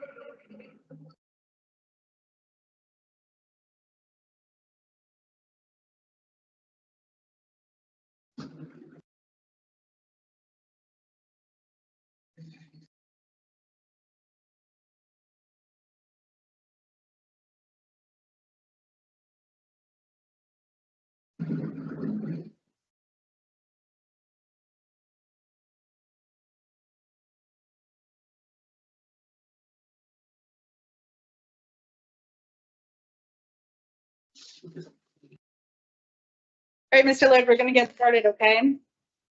Yeah. All right, so good morning. I'm Parole Officer Trisella, and I'm a hearing examiner for the Board of Pardons and Paroles. This is a revocation hearing concerning Vernon Lloyd, inmate number 320002. Today is Thursday, November 13, 2025, and this hearing is being conducted via video at the Board of Pardons and Parole Central Office and New Haven Correctional Center. Can you please state your full name and DOC inmate number for the record? For Ron Lloyd, 320002. Thank you. So this is a public hearing, and public access to this hearing is available via video live stream. Present this morning is your attorney. Can you please identify yourself for the record? Yes, thank you. Attorney Sonia Jones, Public Defender's Office, Parole Revocation Unit, on behalf of Mr. Lloyd. Thank you. So this is a revocation hearing to determine whether you have violated the conditions of your release. I'll review and make findings of facts as to each of the charges against you. The state, not you, has a responsibility to prove the allegations by a preponderance of evidence, and that is a better reader evidence must establish that, more probably than not, the allegation is true. If I do not find that there is a preponderance of evidence to support a violation of one or more of the conditions of your parole, I'll reinstate your parole, which means releasing you and placing you back on parole supervision. If I find that you have violated one or more of the conditions of your parole, I'll consider whether or not your parole should be revoked. And if I recommend revocation, I'll make a recommendation as to an appropriate sanction. The recommendation will then be given to a panel for a final decision, and if the panel wishes to impose a sanction beyond my recommendation, a supplemental hearing will be provided to justify additional confinement. You should know that a revocation hearing is an adversarial proceeding, and anything you say at this hearing can be used against you. This hearing is also being recorded. The testimony at today's hearing will be taken under oath. So, Mr. Lloyd, can you please raise your right hand? You solemnly swear or solemnly sincerely affirm, as the case may be, that the evidence you shall give concerning this case shall be the truth, the whole truth, and nothing but the truth, so help you God, or upon penalty of perjury. Yep. Thank you. So we're going to go over the procedure for today. So first, I'm going to read your rights. Then we're going to review the parole violation charges that the state, your parole officer, is bringing against you. We'll then review and identify the exhibits that have been filed for the record. The state is not present at today's proceedings. However, you will have opportunity to present any relevant testimony and any relevant documents. After considering all the evidence presented, I will announce my findings. And if I find you have violated one or more of the conditions of your parole, the state will have an opportunity to speak to your background and history. After the state is finished, you will have the same opportunity. Do you have any questions about the purpose or procedure before we begin? No. So you do have important rights at today's hearing, and we're going to review them now. You have the right to be represented by an attorney, and counsel is here present for you. You also have the right to receive the written notice of charges of violation. Did you receive that written notice? Yeah. You also have the right to review the evidence against you before this hearing. You have the right to submit evidence in support of your case. You have the right to call and examine voluntary witnesses, and you have the right to cross-examine adverse witnesses. Do you understand these rights and are you ready to go forward? Yes. So we're now going to review the charges that the state, your parole officer, is bringing against you and the information underlying each charge. So in charge number 1, the condition of obedience to the law, the charging officer reported that on 3/28/2025 at approximately 6:45 a.m., you were directed to the front office of the Dodger Sherman Halfway House as staff was conducting a random search of your room. You started to become increasingly agitated that a room search was being conducted, and you began using profanity and not listening to staff's direction. You then threatened the program director by saying you were going to slap her. CSP was contacted and reported to the program. Once they arrived, your actions and behavior continued. You were ultimately arrested and charged with Connecticut General Statute 53A-62A1, threatening in second degree, Connecticut General Statute 53A-181, breach of peace second, Connecticut General Statute 53A-167A, interfering with an officer resisting, and Connecticut General Statute 29-17, failure to submit fingerprints. Charge number 2, the condition of halfway house placement. The charging officer reported that on 2/27/2025, you were found to be in possession of THC/marijuana. This violates your signed PCS conditions, specifically under halfway house placement. I will not consume or possess alcohol or marijuana in the halfway house. On 2/27/2025, during a review of your phone as well as cameras, you requested contraband that you know you cannot have inside the halfway house, THC, marijuana, vapes, and other unknown items to be dropped off in a location outside of the halfway house. You also attempted to have a visitor bring in contraband. This violates your signed PCS conditions, specifically under halfway house placement. I will not consume or possess alcohol or marijuana in the halfway house.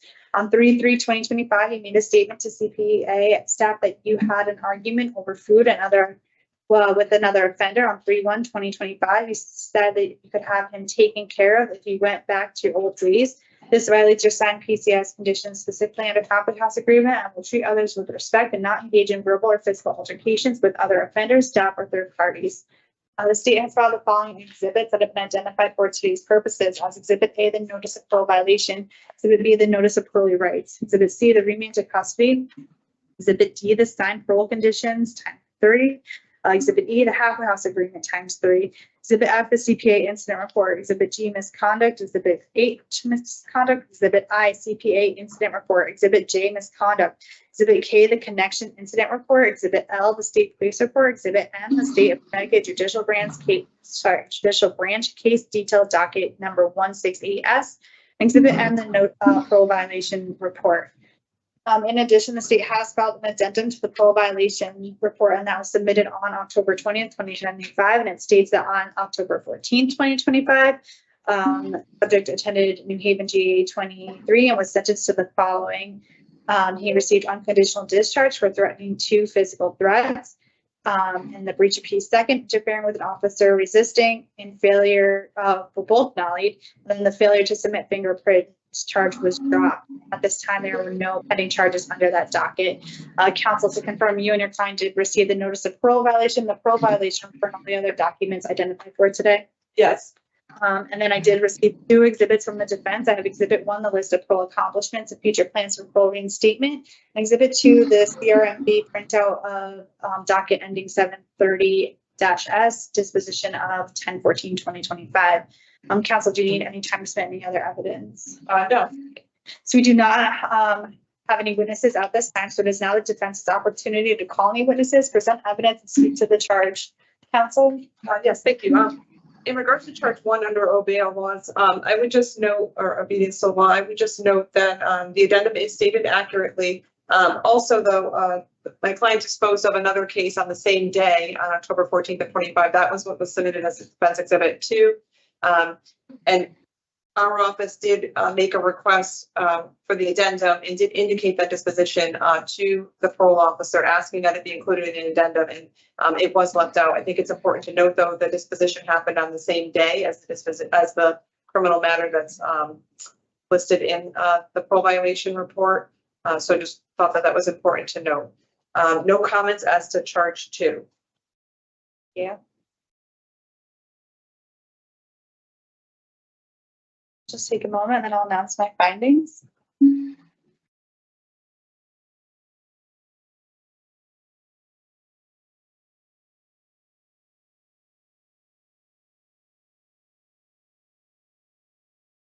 On charge number 1, Mr. Lloyd, I am finding that you violated the condition of obedience to the law based on your conviction of the threatening second when you received the unconditional discharge on October 14th, 2025.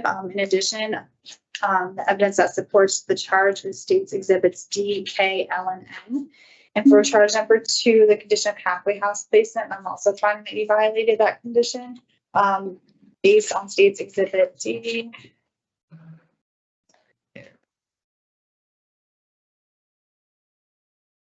D, E, F, G, H, I, J, and N. So it does conclude the fact-finding portion of this hearing. Before I make my recommendation, you'll have an opportunity to speak to your background and history. The purpose of this part of the revocation hearing is to help determine what outcome I will. So counsel? Yes, thank you. My client is 38 years of age. He's single. He does have one 12-year-old child. He receives his primary source of support in the community by way of his mother. He has 3 sisters, 2 brothers, all of whom reside in the Hartford area. During this violation, he was in the community for approximately 6 weeks, I believe. He's now been within the Department of Corrections for 7 months. And I would just note that during that time period, it's unfortunate there's been no programming available to him, but he has applied, and he also has applied for employment and is placed on a wait list presently. I submitted the disposition on the conveyance charge simply because I believe it is something that has to be taken into consideration because he is serving a sentence on that. I think it's important, again, that it was disposed of on the same day, October 14th of 25, as the threatening second. He did enter into that plea agreement on the conveyance charge under the Alford Doctrine, received a sentence of 1 year suspended after 10 months with a 1-day conditional discharge. That sentence, I believe, will expire on February 27th of 26. You may have a sooner date. I'm not sure if that date's moved a few days. Upon reinstatement to parole, my client is asking to be placed at a halfway house in the Hartford area. Specifically, he's asking for community partners in action. As a secondary, he's also requesting open hearth, both of places where he felt comfortable and had some levels of success. He's amenable to all employment opportunities while in the community, as well as all treatment opportunities that his parole officer might think is necessary. Our request would be that he be re-paroled or reinstated to parole in line with his end of sentence on his new case. Again, he has been in custody now for approximately 7 months. Thank you. Is there anything that you want to add? Yeah, like, I actually been in custody like a week would be like 8 months. I came back in March. I came out from the halfway house from Roger Sherman in March. So it's really, this would be like the 8th month. I mean, 7.5 months, right? Yeah. Yep, about 7, yeah.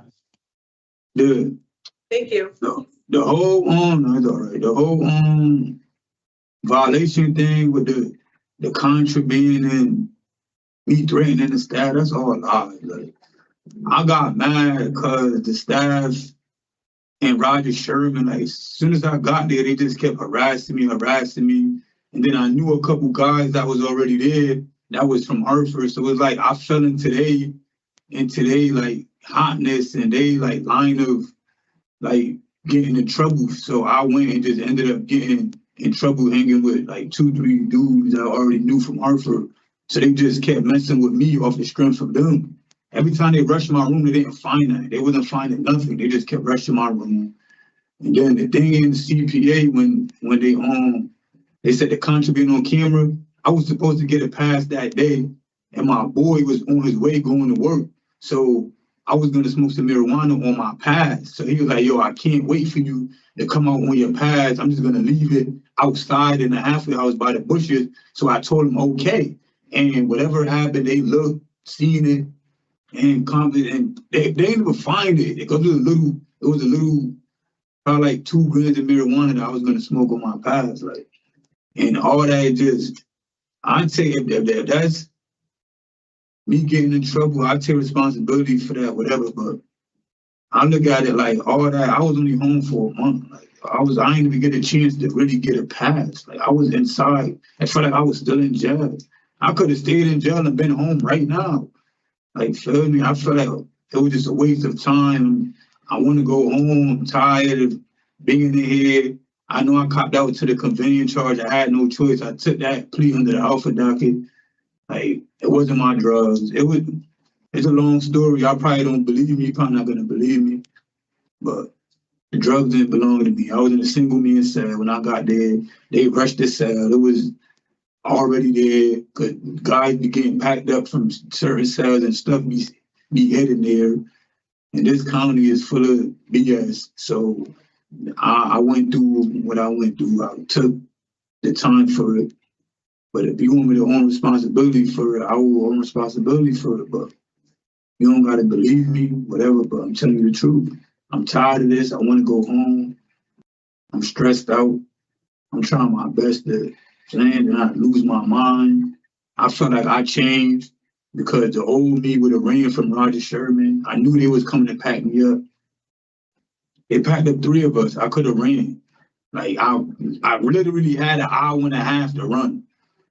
The other dude ran and was telling me to run with him. I could have ran. It was a Friday morning. Who want to go to jail on a Friday morning? I could have ran, but I stayed there and dealt with the consequences. And then I came to the county and got in more trouble. I've been locked up about to be 8 months. I feel like that's a lot of time. Like, feel me? From how everything started. I'm saying, but I take responsibility for everything. Thank you. Thank you, Mr. Lloyd. I do appreciate your statement. Just gonna take one more moment, then I'll announce my recommendation.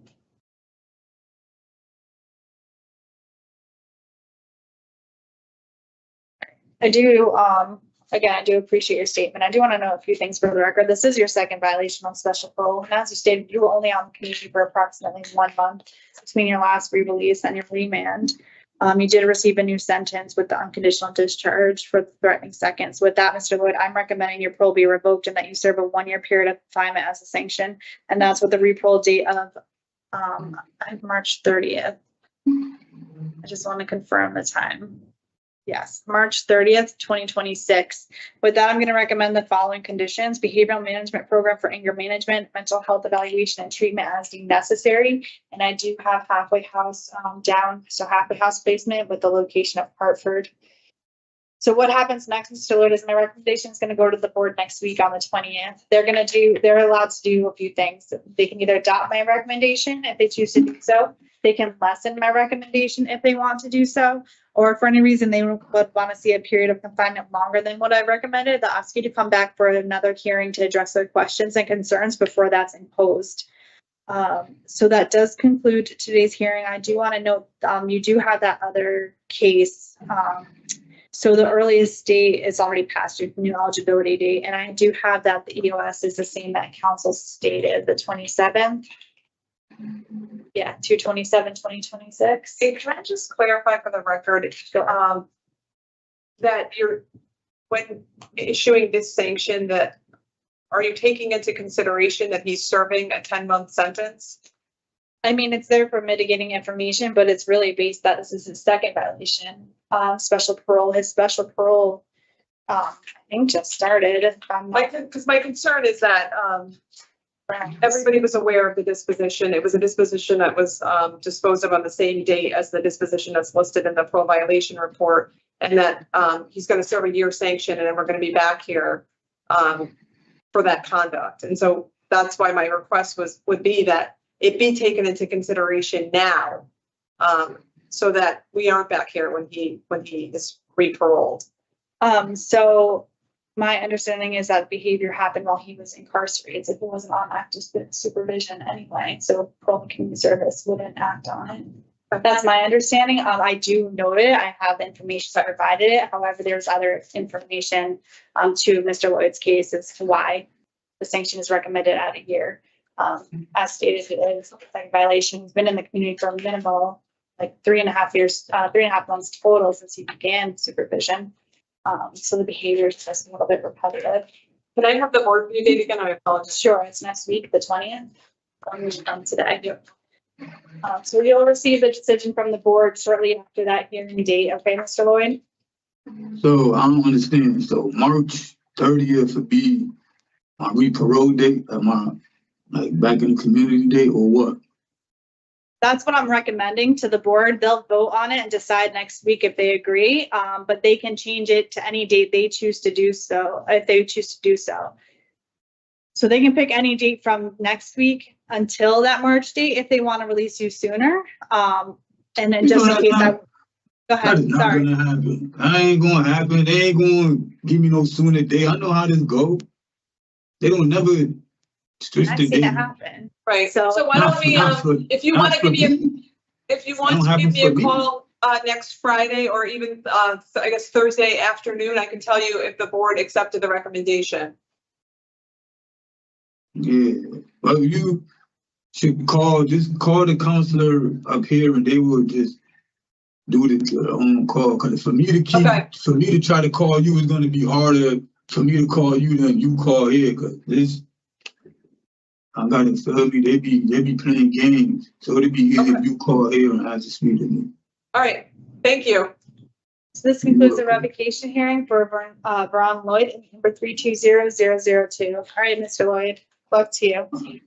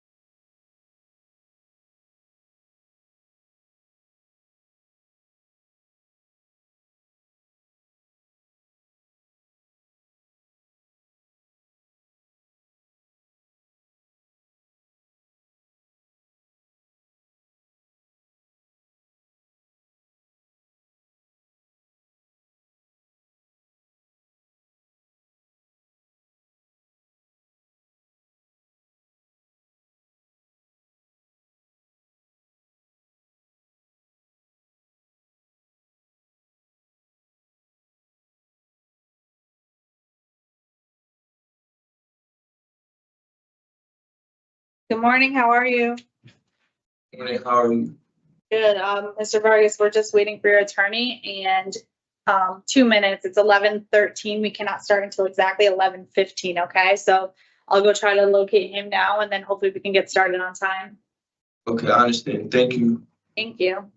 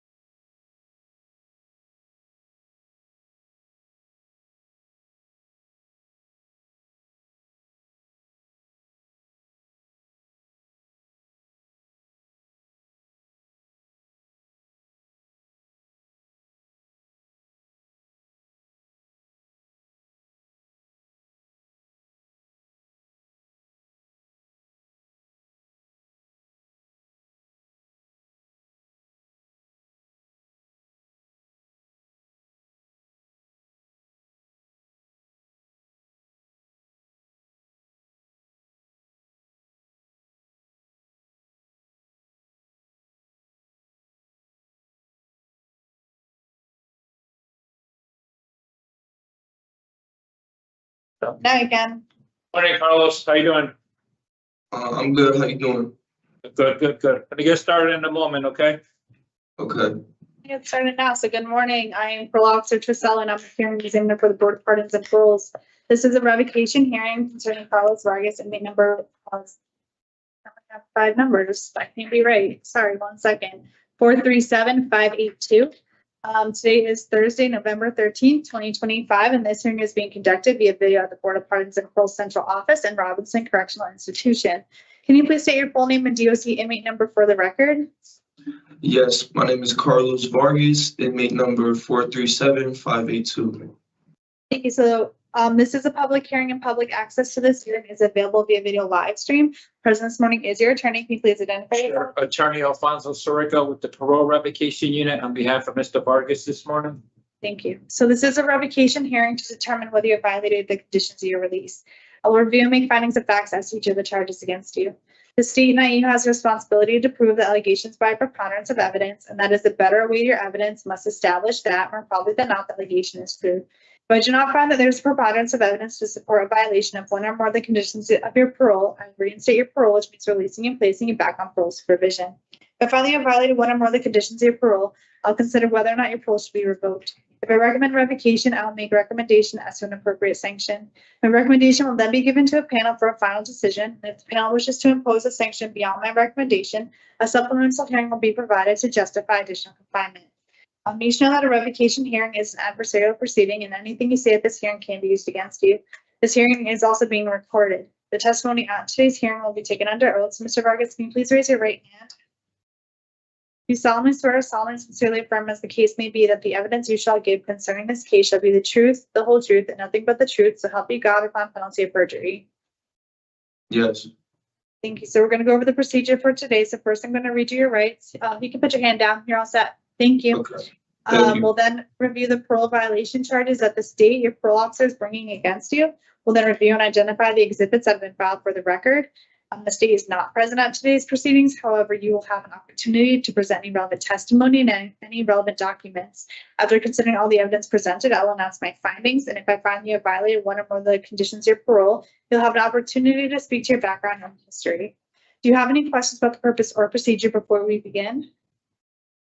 No. You do have important rights at today's hearing, and we're going to go over them now. So you do have the right to be represented by an attorney, and counsel is here present for you. You also have the right to receive the written notice of charges of violation. Did you receive that written notice? Yes, I have. Do you have the right to review the evidence against you before this hearing? You have the right to submit evidence in support of your case. You have the right to call and examine voluntary witnesses, and you have the right to cross-examine adverse witnesses. Do you understand these rights, and are you ready to go forward? Yes, I have. Okay, we'll now review the charges that the state, or the charge that the state parole officer is bringing against you, and the information underlying the charge. So on charge number 1, the condition of obedience to the law, the charging officer reported that on 8/15/2025 at 2:21 p.m., Bridgeport PD was dispatched to 255 Charles Street due to receiving 3 calls regarding an active domestic occurring. It was reported you were allegedly assaulting the victim, creating a scene in the residence, damaging property, threatening physical harm to the victim, and being verbally abusive to the victim. As a result, you were charged with Connecticut General Statute 53A-182, disorderly conduct, 53A-116, criminal mischief second, and 53A-181, breach of peace second. The state has filed the following exhibits that have been identified for today's purposes as Exhibit A, the Connecticut Conditions of Parole, Exhibit B, the Connecticut Board of Parole Remains in Custody Order, Exhibit C, the Notice of Parole Violation, Exhibit D, the Parole Violation Report, Exhibit E, the Bridgeport PD Police Report 25-0071287, Exhibit F, the Judicial Pending Case Details, and Exhibit G, Video Evidence 2. In addition, state filed 2 addendums to the Parole Violation Report, both report the same information, which is that on October 7, 2025, Mr. Vargas appeared in court. And the charges of disorderly conduct, criminal mischief second, breach of peace second were disposed of by court with no further legal action. Instead, the aforementioned charges were substituted and the offender pled guilty to 53A-181A, creating a public disturbance, and was issued a $50 fine as its disposition. All pending matters have been resolved.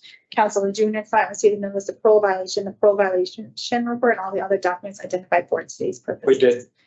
And I did receive an exhibit from the defense. I have exhibit 1, the list of pro accomplishments. Any time to submit any additional exhibits? No. All right. So we have no witnesses. So at this time, it is the defense's opportunity to call any witnesses, present evidence, and speak to the charges. Yes, regarding charge number 1, under obedience to the law, my client was violated based on this singular charge. What I'm asking you to do is give great weight to the disposition in court. So what we have here is what I told my clients at a preliminary, prior to a preliminary hearing. Just because you're arrested does not mean you did what the police claim you did. And I've been preaching that for approximately 6 years since we started our unit. And this is a prime example of what I'm referring to.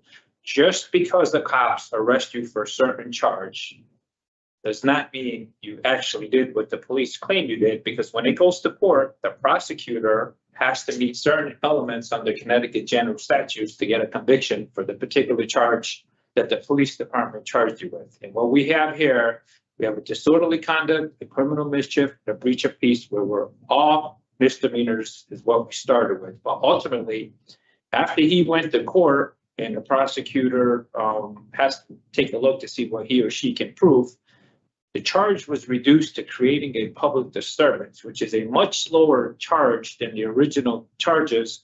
And it's an infraction. Now, going through a stop sign, and I believe the disposition was correctly put on that date. It was a $50 fine that was remitted on creating a public disturbance. So I'm asking you to give the actual status of the disposition, which is an infraction. It's no longer a quote unquote criminal charge.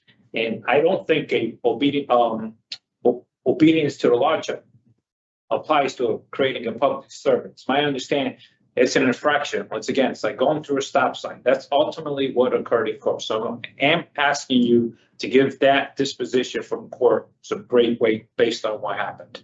I don't have anything else to add for the first part, because that is the sole charge that Mr. Vargas was charged with.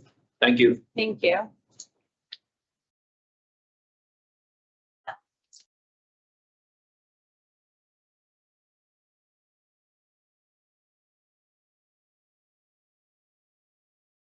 And just add one other comment. I know you have to make a finding of preponderance of the evidence. If you were to make a finding, I don't know how you make a finding to the original charges when the original charges were not presented in court. He was presented on an infraction. That's all I want to add to that. Thank you.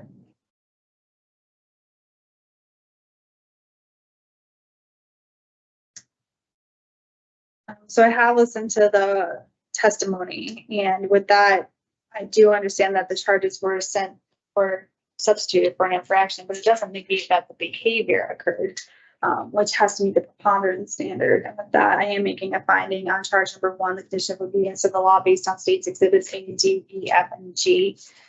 So that does conclude the fact-finding portion. Before I make my recommendation, you'll have an opportunity to speak to your background and history. And the purpose of this part of the revocation is to help determine what outcome I recommend. So, counsel? Yes, on behalf of Mr. Vargas, my client's 22. He was born in Waterbury, where he was raised. His primary support is his mother, who's in Massachusetts.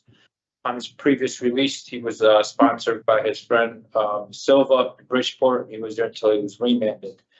He was working on obtaining his GED. He's completed 3 out of the 4 sections. Just has one, the math portion of it remaining to get his GED. Was actively searching for work while in the community. He did request the employment assistance program.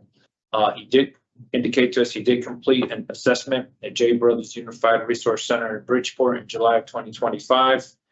And he did sign up in the facility for the domestic violence program, but he was put on the wait list. I just want to put that on the record. He is amenable to be placed. It looks like, Carlos, you want Waterbury as your first choice and Bridgeport's your second choice? I want to make sure we have that correct. Yes, that's correct. Okay, thank you. As I indicated, he does want to complete the math portion, obtain his GED. He's amenable to all employment opportunities. He did indicate to us he's interested in obtaining a job at Bazookas in Cheshire and also has an opportunity with one of his friends to work in a hospital setting. So I am asking you to reinstate my client as soon as possible based on the disposition from court. Once again, what we're left with here is an infraction. He's been in since August 15th of 2025. And I think we're approximately 3 months of incarceration and an infraction. Thank you. Thank you.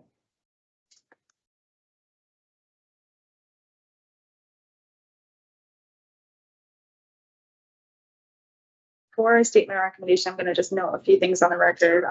Mr. Vargas is on discretionary parole, and he was only out in the community for approximately a month and a half between his last release and remand. So with that, I am going to recommend your parole be revoked, Mr. Vargas, and you serve an approximate 4-month period of confinement as a sanction, and that's with the re-parole date of December 18th, 2025. With that, I'm going to recommend the following conditions. Behavioral management program for domestic violence, no contact with co-defendant Shally Rodriguez, no contact with victim BK, general no contact with GS, mental health evaluation treatment as deemed necessary, and no operation of a motor vehicle without parole officer's permission, and halfway house placement, and I'll put Waterbury as the location. So what happens next, Mr. Vargas, is that my recommendation is going to go to the board next week on November 20th.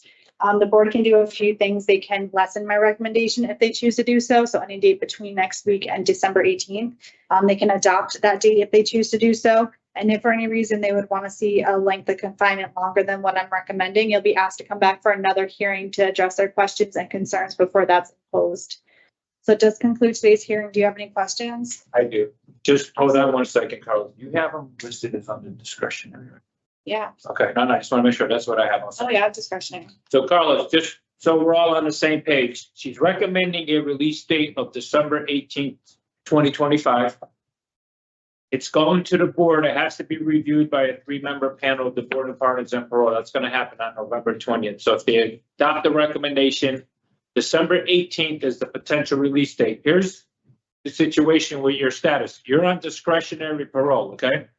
Yeah. So it's on or after date. Even if they adopt the recommendation on November 20th, you might not get released exactly on December 18th because you're on discretionary parole. If you're on regular special parole, they have to release you that day. I just want to make sure you're aware, even if they adopt it, you might not get out right on the 18th, hopefully shortly thereafter, but just want to make you aware of that, okay? Okay.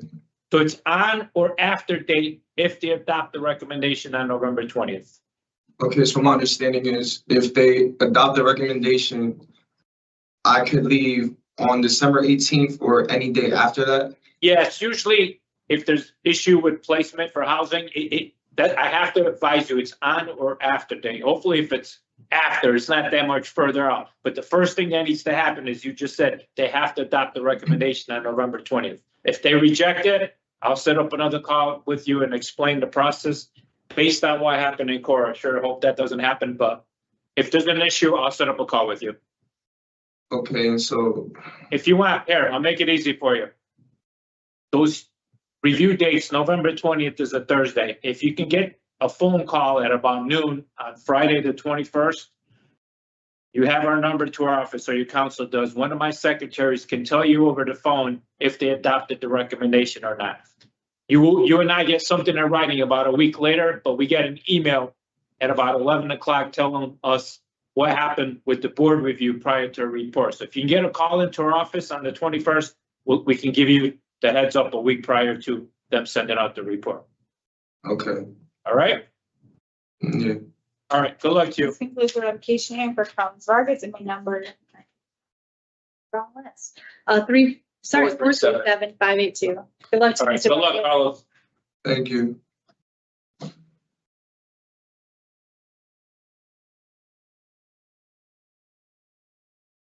What's that? Yeah.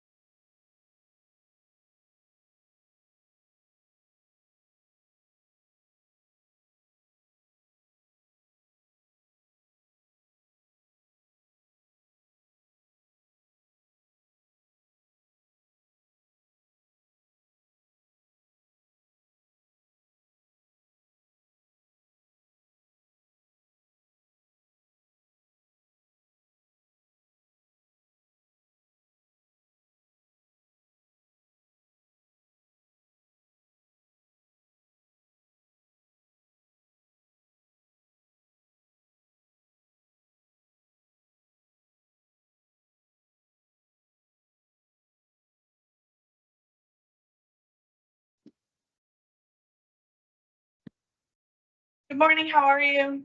Good morning. Who are you looking for? I just have one with you guys. It's Gilbar. Yep, 1 second. Perfect, thank you. Guess they didn't really want that. Gilbert, next room over. Tracer. This one.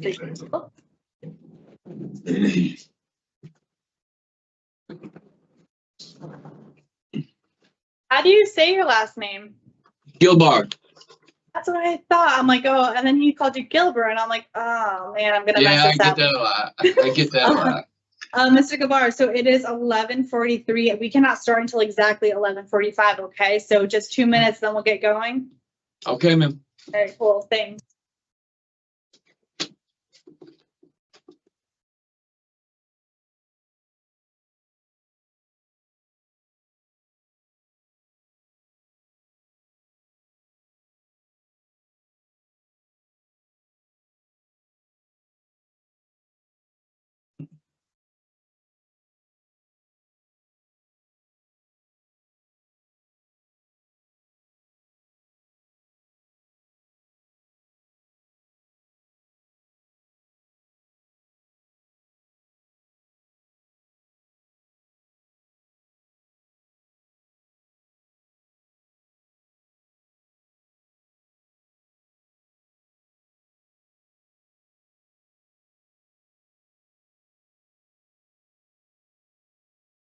If I snag a room, just so I can start. Either room, your choice.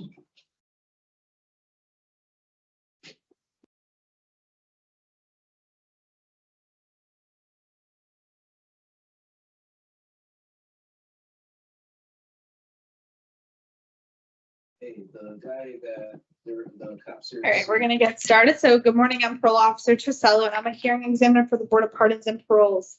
This is a preliminary hearing concerning Richard Gilbar, inmate number 298832. Today is Thursday, November 13th, 2025, and this hearing is being conducted via video at the Board of Pardons and Paroles Central Office and Hartford Correctional Center. Can you please state your full name and DOC inmate number for the record? My name is Richard Gilbar, 298832. Thank you. So this is a public hearing, and public access to this hearing is available via video live stream. So this is a preliminary hearing which has three purposes under Connecticut law. The first is to determine if there's probable cause to believe you committed an act that violated the conditions of your parole. The second is to determine if the act is sufficiently serious to warrant the revocation of your parole. And the third is to determine if you should be held in prison pending further proceedings. The state, not you, has a responsibility to show there's probable cause to believe you violated one or more of the conditions of your parole. If I do not find probable cause, I will reinstate your parole, which means releasing you and placing you back on parole supervision. If I find probable cause and determine that the act is sufficiently serious to warrant revocation, you may be held in prison pending further proceedings. Please note that you have been referred by the Department of Corrections for diversion for substance abuse programming and treatment. If by the end of this hearing I determine that you should be held in prison pending further proceedings, I'll provide additional information about the diversion process. You should know that a preliminary hearing is an adversarial proceeding, and anything you say at this hearing can be used against you. This hearing is also being recorded. The testimony at today's hearing will be taken under oath. So Mr. Gilbar, can you please raise your right hand? You solemnly swear or solemnly and sincerely affirm, as the case may be, that the evidence you shall give concerning this case shall be the truth, the whole truth, and nothing but the truth, so help me God, so help you God, upon penalty of perjury. I do. Perfect. So we're going to go over the procedure for today's hearing. So first, I'm going to read you your rights. Then we're going to review the parole violation charges that the state, your parole officer, is bringing against you. We'll then review and identify the exhibits that have been filed for the record. The state is not present at today's proceedings. However, you will have an opportunity to address the issue of probable cause and the severity of the allegations if you choose. At the conclusion of this hearing, I will inform you of my findings, which will be based upon the available evidence. Do you have any questions about the purpose or procedure before we begin? No, ma'am. All right, so do you have important rights at today's hearing, and we'll review them now. You have the right to be represented by an attorney. You may hire your own attorney, and if you cannot afford an attorney, you may qualify for an appointed attorney to represent you. So Mr. Gilbar, were you informed that an attorney could represent you at today's hearing? I was, ma'am. I talked to them yesterday, and with what I told them about my case, that being that my parole officer is referring me to the TOP program, that they said that to represent myself, and if the TOP program was not administered today, then they would be able to be at my next hearing, but as of right now, to do it myself and to go along with the proceeding and try to get myself into the program if that's available to me today. Okay, so just to confirm, you're willing to move forward today without legal representation? Yes, ma'am. So you also have the right to receive the written notice of charges of violation. Did you receive that written notice? Yes, I did. And did you review that notice? Yes, I did, ma'am. Do you also have the right to review the evidence against you before this hearing? You have the right to submit evidence in support of your case. You have the right to call and examine voluntary witnesses, and you have the right to cross-examine adverse witnesses. Do you understand these rights? Now you're ready to move forward. I do, ma'am. So we're now going to review the charges that the state your parole officer is bringing against you and the information underlying each charge. So in charge number 1, the condition of program participation, the charging officer reported that McCall Foundation reported that you were enrolled in IOP 4 days a week, and your first IOP session was on 10/27/2025, which you failed to attend. On charge number 2, the condition of drugs, the charging officer reported that on 8/4/25, you signed a voluntary admission form indicating that you used crack cocaine on 8/3/25. On 8/18/25, you signed a voluntary admission form indicating you used crack that was laced with fentanyl. On 9/3/25, you signed a voluntary admission form indicating that you used cocaine heavily in 8 days since the last reporting session with your parole officer.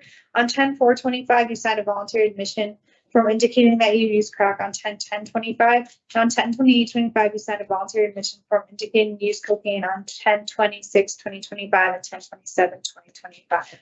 The state has also filed the following exhibits that have been marked for identification purposes as Exhibit A, the remand to actual custody order, Exhibit B, the signed parole conditions, Exhibit C, the parole violation report, Exhibit D, the notice of parole violation / parolee rights, Exhibit E, the decision information summary update, Exhibit F, the offender misconduct report 8/4/2025, Exhibit G, the offender misconduct report 8/18/25, Exhibit H, the offender misconduct report 9/3/2025, Exhibit I, the offender misconduct report 10/15/25, Exhibit J, the voluntary drug admission form 10/14/2025, and Exhibit K, the voluntary drug admission form 10/28/2025.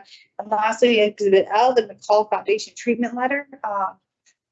And just to confirm, Mr. Gilbar, did you receive the notice of parole violation, the parole violation report, and all the other documents that have been identified for today's hearing? I did, ma'am. And again, one more time, you were able to review that information? Yes, ma'am. I have not received any exhibits from the defense. Do you need any time to submit any evidence on your own behalf? No, ma'am. So we do not have any witnesses at this time. So at this moment, it is now the defense's, it is now your opportunity to respond to the parole violation charges against you. However, I want you to remember that you do have the right to remain silent if you choose to do so. So at this time, would you like to make any statements or testify regarding the charges or the severity of the allegations? At this time, I'm just going to remain silent, ma'am. Okay. Thank you. So I am going to announce my findings. So with that, Ms. Guevara, on charge number 1, the condition of program participation, I am making a finding of probable cause based on state's exhibits B, C, and L. And on charge number 2, the condition of drugs, I'm also making a finding of probable cause based on state's exhibits B, C, F, G, H, I, J, and K. With that, I'm also finding the acts are serious enough to warrant revocation, and I've also determined that you should remain detained while you await a revocation hearing. However, you were deferred to the Department of Corrections for the diversion program from the Parole and Community Services officer.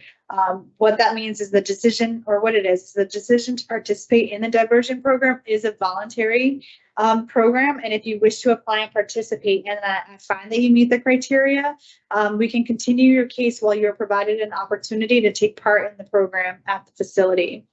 So what happens is if you successfully complete that program and treatment provided, I will dismiss your case and order your parole reinstated.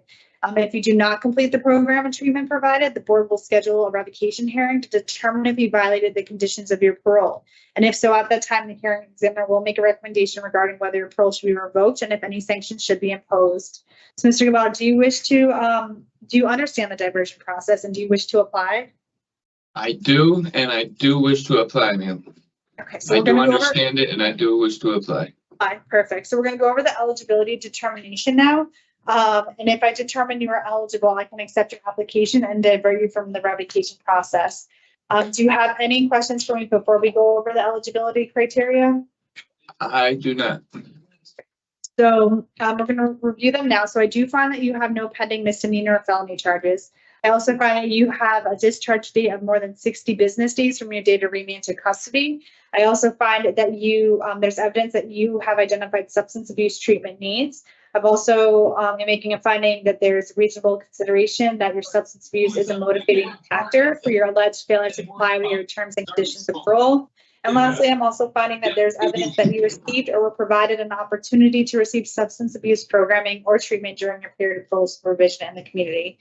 So with that, you do meet the eligibility criteria, and I have found that you are eligible for the diversion program. Before I accept your application to the program, I ask that you indicate whether or not you understand the following statements by answering yes or no. So the first statement is, I understand that I will remain incarcerated while I receive programming and treatment, and that parole revocation proceedings may be delayed as a result. Yes, ma'am. Understand that the dismissal of my case and reinstatement to active parole supervision is not guaranteed and is conditioned upon my successful completion of substance abuse programming and treatment. Yes, ma'am. I understand ultimately the Department of Corrections will determine whether I have successfully completed the substance abuse programming and treatment provided. Yes, ma'am. And I understand that my participation in this process is completely voluntary. Yes, ma'am. So I am going to accept your application for the diversion. It's granted. So what happens now, Mr. Gabar, is that you'll be placed in treatment by the Department of Corrections and diverted from the revocation process for no more than 60 business days. So I see you're in Hartford. So hopefully, I don't know if Hartford has the top program. I'm not really aware of it. Okay, so hopefully after today, they'll start the process of moving you somewhere that does have it available to you. Once you get in and once you complete it, I'll be notified by your officer in the community that you're done, and we'll reinstate your parole once it's successfully completed, okay? Yes, ma'am. Any questions for me right now? I do not. I do Thank you not. for talking to me. I appreciate it. I appreciate your time, ma'am. Thank you. Okay, so this concludes the preliminary hearing for Richard Gabar, ending for 298-832. Good luck to you, okay? Thank you, ma'am. You have a good day. You too. Bye-bye.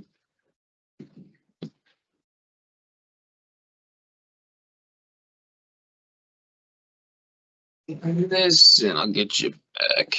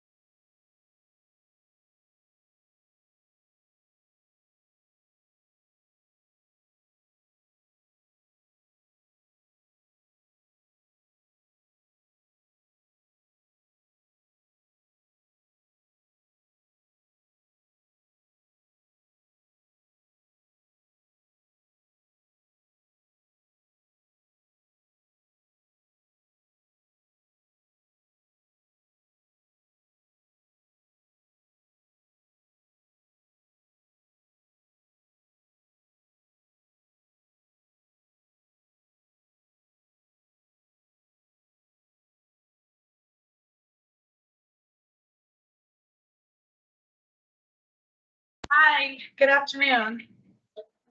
Hello, it's all set. Thanks. Perfect, thank you. You're welcome. Mr. Giddings, I didn't even check. Hi, Attorney Dean, are you with us? Yes, ma'am. They're good, awesome. Hi, yes. Perfect. All right, we're gonna get started. So good afternoon. I'm Parole Officer Trisell, and I'm a hearing examiner for the Board of Pardons and Paroles. This is a preliminary hearing concerning Joshua Giddings, inmate number 361469. Today is Thursday, November 13th, 2025, and this hearing is being conducted via video at the Board of Pardons and Paroles Central Office and Cybulski Correctional Institution. Can you please state your full name and DOC inmate number for the record?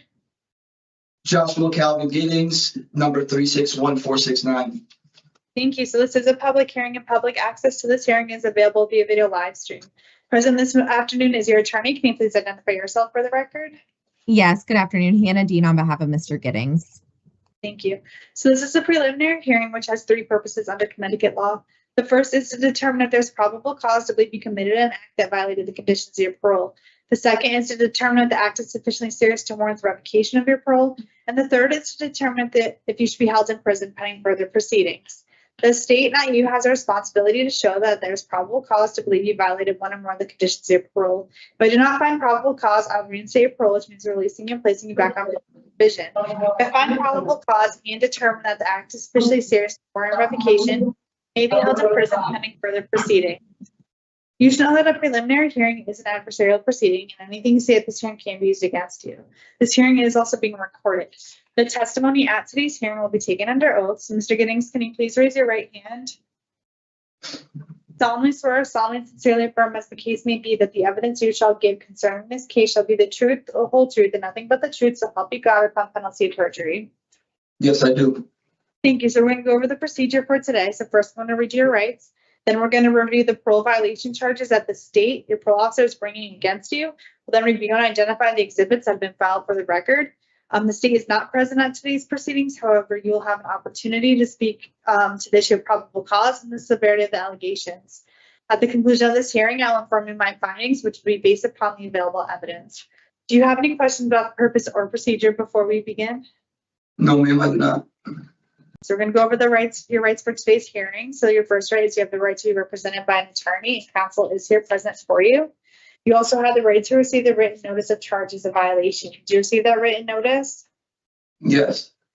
Right. You also have the right to review the evidence against you before this hearing. You have the right to submit evidence in support of your case. You have the right to call and examine voluntary witnesses, and you have the right to cross-examine adverse witnesses. Do you understand these rights, and are you ready to go forward? Yes, ma'am, I am. So we're now going to review the charges that the state or parole officer is bringing against you and the information underlying each charge. So on charge number 1, the condition of drug testing, the charge officer reported that on 4/17/2025, you tampered with your analysis screening at Community Renewal Team. CRT staff handed you an instant urinalysis cup in your left hand, and staff noticed you pull out a small bottle from your pants and emptied the contents inside the specimen cup with your right hand. Staff reported the specimen cup was cold to touch, and temperature on the specimen cup did not register temperature. On charge number 2, the condition of drugs, the charging officer reported that on or about 5/5/25, you used amphetamine. You're in violation of your special parole conditions, which state I will not use or have in my possession or control any illegal drugs, narcotic, or drug paraphernalia. On 5/19/25, you used amphetamine and fentanyl. On or about 6/30/25, you used fentanyl. On or about 7/1/25, you used methamphetamine. On or about 10/6/25, you used cocaine, and on or about 10/14/25, you used amphetamine and fentanyl.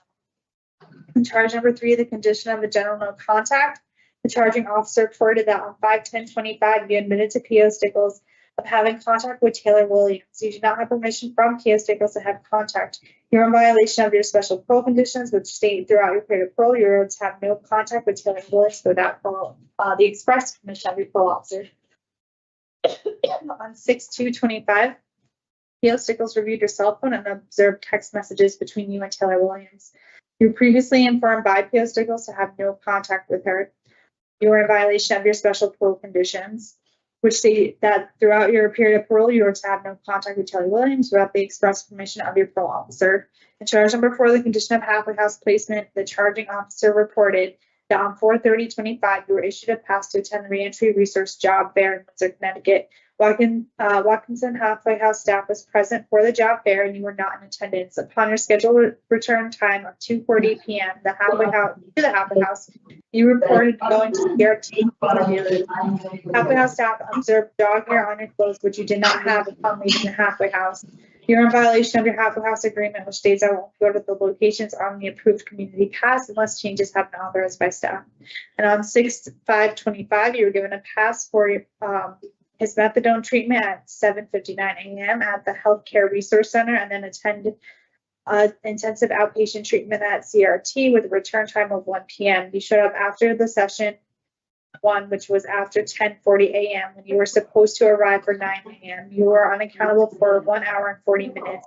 You're in violation of your Halfway House agreement, which states I won't go to the locations on an approved community pass unless changes have been authorized by staff. The following exhibits have been submitted by Parole Community Services, and they are going to be identified for today's purposes as Exhibit A, the remand to actual custody, Exhibit B, parole conditions, Exhibit C, the Halfway House agreement, Exhibit D, the notice of parole violation, Exhibit E, the notice of parolee rights, Exhibit F, the parole violation report, Exhibit G, the offender misconduct report dated 4/17/25, Exhibit H, the offender misconduct report dated 4/30/25, Exhibit I, the offender misconduct report dated 5/5/25. Exhibit J, the offender misconduct report dated 5/14/25. Exhibit K, the offender misconduct report dated 5/19/25. Exhibit L, the offender misconduct report dated 6/2/25. Exhibit M, the offender misconduct report dated 6/6/25. Exhibit N, the offender misconduct report dated 6/3/25. Exhibit O, the offender misconduct report dated 6/30/25. Exhibit P, the offender misconduct report dated 8/26/25. Exhibit Q, the offender misconduct report dated 10/18/25. Exhibit R, the Halfway House residential discipline report dated 4/30/25. Exhibit S, the Halfway House residential discipline report dated 6/5/25. Exhibit T, the Halfway House incident report dated 5/10/25. Exhibit U, the Halfway House incident report dated 6/6/25. Exhibit V, the Halfway House incident report dated 7/3/25. Exhibit W, the Halfway House incident report dated 10/18/25. Exhibit X, the community renewal team letter dated 7/8/25. Exhibit Y, the Navis clinical laboratory toxicology report collected 5/5/25. Exhibit Z, the Navis clinical laboratories toxicology report collected 5/19/25. Exhibit AA, the American Forensics Toxicology Service date 6/23/25. Exhibit BB, American Forensic Toxicology Screen date dated 6/30/25. Exhibit CC, the American Forensic Toxicology Service dated 10/6/25. Exhibit DD, American Forensics Toxicology Services dated 10/14/25. Exhibit E, voluntary admission of positive test results for prohibited substances dated 5/8/25. Exhibit FF, the voluntary admission of positive test results for prohibited substances dated 8/28/25. Exhibit GG, the CRT incident letter dated 4/17/25. Exhibit HH, the letter from Charter Oak dated 4/9/4/25. And Exhibit I, the revocation hearing summary dated 9/20/22 to 6/24 and 9/23/24. Counsel, did you and your client receive the notice of parole violation, the parole violation form, and all the other documents identified for today? Yes, we have. And I have not received any exhibits from the defense at this time. Counsel, do you need any time to submit any evidence? No, thank you. So we do not have any witnesses. So at this time, it is the defense's opportunity to respond to and make a short statement, call any witnesses, and testify with respect to probable cause and the severity of the allegations. So counsel? Yes, thank you very much. Mr. Giddings, I just want to ask you a couple of questions very briefly concerning the first charge drug testing, concerning the incident that they're alleging had occurred on April 17th when you were requested to give the urine at CRT. Can you kind of explain the history and situation surrounding that incident, if you don't mind? No, I don't mind. When I was essentially molested as a child by a male. I've been on parole for over 5.5 years. They know my history. I've given them doctor notes prior. At CRT, I have nothing against homosexuals, but they have a homosexual man that does supervised urines. They know I cannot give pee with someone behind me, even in the room with me. So I don't know. There's nothing else I can do. I peed in the cup prior, and then I peed in the bottle prior. Held the bottle on my waistline. I then told them I was ready to give the urine, and I poured the pee from the bottle into the cup. That's what Thank you. Thank you for putting that on the record. And I would just also note that the urination difficulty is, I believe, documented in my client's medical history. There was an exhibit at Exhibit HH, I believe it is, that is the letter from his physician to Parole indicating this situation. As to charge 2 drugs, regarding the positives for amphetamines, I do just want to note that these drug screens were taken by mouth swabs, which they don't always show metabolites for certain drugs, and they aren't as, I guess, reliable or as, I guess maybe specific is probably the correct word. They aren't as specific as urinalysis or drug test or blood tests when they are taken concerning the actual levels and things of that nature. In this situation, my client reports being prescribed Vyvanse previously by a doctor, which is at its very nature is an amphetamine. This was my understanding, his personal medication. It was from a prior prescription. And my understanding is that he then went to see his physician who re-prescribed him the same medication once he was able to see her. So I will just note that concerning the fentanyl positive on 5/19, I want to note the misconduct from that date only states amphetamines. It doesn't mention fentanyl. And on the second page of the tox screen, Exhibit Z, you can see that this was in fact done by mouth swab, and the levels showing for fentanyl, I would just note, are extremely low. It's showing a 0.35, which is right above the cutoff for a positive. In comparison, my client's levels for something that he takes regularly and is prescribed, like methadone, are around 997.7. So it's an extremely low, I would state, amount that was detected on that date. Regarding the drug screen on 6/30, the fentanyl, again, it's showing 0.38 right around the cutoff. That is also the same situation for the drug screens that were taken on 10/6 and 10/14. Those are right around the cutoff if you look at the numbers. I also think it's worth noting that although some of these tests are showing positives for small amounts of fentanyl, I do just want to note, I find it somewhat bizarre that they're not showing positives for norfentanyl, the metabolite. Typically for someone who it is an active addiction or in active use, we would be seeing those pop positive, and we would also, I would note, be seeing probably much higher levels than what is reported. My client has consistently maintained that these were not accurate positives, that he did not use. He did want me to note that for the record. Mr. Giddings, I also just wanted to ask you, can you just state for the record the conversation that you had with your PO concerning your wife and your drug screens and that whole situation? Yes, the day they came and arrested me at the halfway house, I told them, I said, sir, I'm not using. I'm very proud. I've been clean. I've never been clean my whole life, but since I got arrested last time, July 27, 2024, I've been clean. I've never been able to be clean in my life before. And I told my parole officer, I said, I'm not using. And he agreed with me. Pearson agreed, said, I know you're not using, but you told Lauren that when you see your wife once in a while, if she has white stuff in her nose, because my wife slipped up and used, that you'll reach and grab it out of her nose, like without thinking about it. And I said, that was in the past, but so he told me, I know you're not using, but I also know that you saw your wife. And basically couldn't prove that I was seeing my wife, so he was going to punish me for what he could prove, which is that I had a dirty drug test, allegedly, which I don't understand. And also the drug test says clean Monday, dirty Tuesday, clean Thursday. I get tested 3 times a week, and I get urines too, and all my urines were clean. And I just want to say, as a parole officer, I think I would assume that how this works, and it's very one-sided, and parole officers write stuff to make you look bad. I've done the best I can. I've changed everything about myself, and I'm a goody two-shoe now, and I feel like the system has failed me. I go home in 90 days, I'm released. I've been going down 10 years. In 90 days, I'm released. They knew how important it was for me to get my stuff together so I don't just be released out into the streets. And I just feel like every time I was guilty, I came and I never got a lawyer. I just accepted the consequences. I can't believe that I'm sitting here right now. Thank you very much, Mr. Giddings. I'm just going to speak regarding a couple more of the charges. Regarding charge 3, general no contact, I just want to note that regarding the part about the phone text messages, I would argue that there should be a no finding for that part because no evidence has been submitted concerning the contact with my client and Miss Williams. We don't have any text messages and evidence or anything like that that show that type of contact that's being alleged. So I would argue that there should be a no finding for that. I also just think it is somewhat relevant to note as well. I understand that these allegations are prior to this, but I do think it's worth noting that my client actually, as you see in the evidence, there are 2 sets of parole conditions. The first was signed when he was released, I want to say back in March, but then the second set was signed in August. And I did take a look at the second set, and I will just note that the Mrs. Williams, I did not see as a general no contact on that second set of parole conditions, just on that first set. So I do think that that is worth noting as well. Regarding the last charge, halfway house placement, Mr. Giddings, concerning the situation that transpired on April the 30th with the job fair pass and Sardilli's, Yep. Can you kind of explain that whole situation and the confusion surrounding that? Absolutely. When I came home, I had Snickles as a parole officer, and she comes with Miss Miller a lot.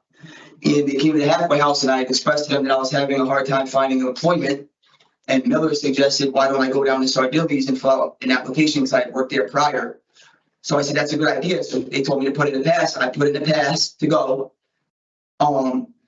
Probably a week prior. And then on the day I put in the pass to go, the day I put the pass in for to go to Sardilli's, I came back from methadone and they said, hey, you have a pass to go back out. I forget at what time. I said, oh, they approved the pass to go to Sardilli's. They said, yeah, you're good. So I went upstairs, changed and everything. I came back downstairs and they said, Giddings, where do you say you're going? I said, I'm going to Sardilli's to fill out application. They said, okay. I signed out. I walked to Sardilli's, fill out the application. I walked back. They called me when I'm walking past CRT and they're like, where are you? And I said, what do you mean? I'm passing CRT. I'm like 15 minutes away. They said, you're supposed to go to a job fair in Windsor. I said, what are you talking about? I never asked to go to Windsor. I put in an application to go to Sardilli's to fill out a job application, which you could call there. I just left there and I fill out application and talk to them. And I'm on my way back. I never asked, or they never told me there was a job fair. They never told me they put me in to go to a job fair. And they knew before I leave, they specified that I was going to Sardilli's and then allowed me to go anyway, knowing that I was going to the wrong place unknowingly. And they allowed me to do it. You're welcome. Thank you.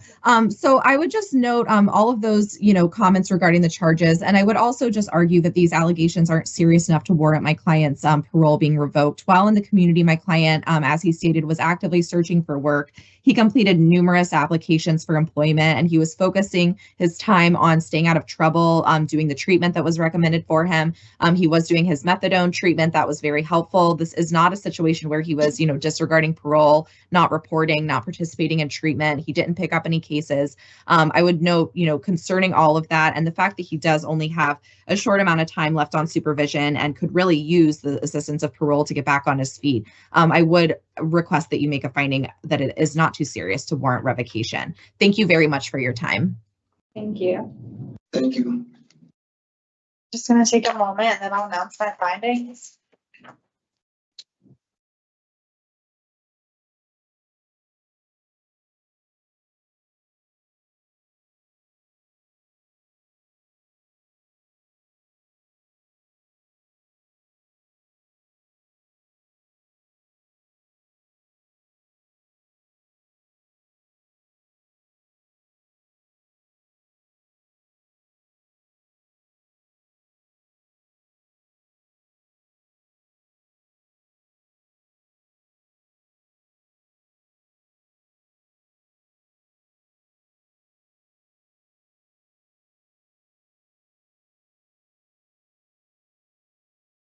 So on charge number 1, the condition of drug testing, I am making a finding of probable cause based on state's exhibits B, F, G, double G. Charge number 2, the condition of drugs, I'm making a finding of probable cause based on state's exhibits B, F, I, K, O, V, X, Y, Z, double B, double C, double D, double E.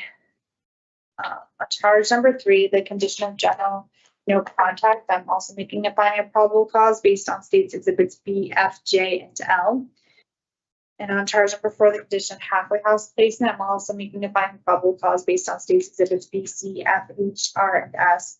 With that, I am finding that the acts are serious enough to warrant a revocation, and I've also determined that you should be held and detained while you await the revocation hearing. So at this time, the records office at the facility will be made aware of that, as well as your parole officer. So what happens next is that this is a technical violation. You'll be scheduled for a revocation hearing within 60 business days of your remand to custody.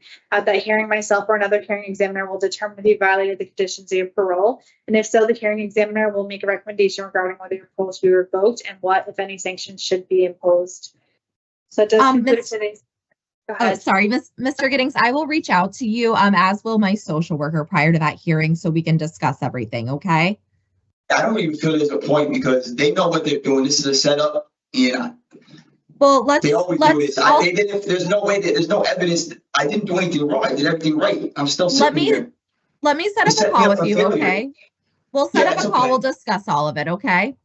They always do this. Thank you very much for your help, lawyer. I don't know how to hold on to live with myself personally, but thank you very much. Thank you. My attorney. This concludes the preliminary hearing for Joshua Giddings, inmate number 361469. Thank you, Attorney Dean. Thank you. Have a great day. Yeah.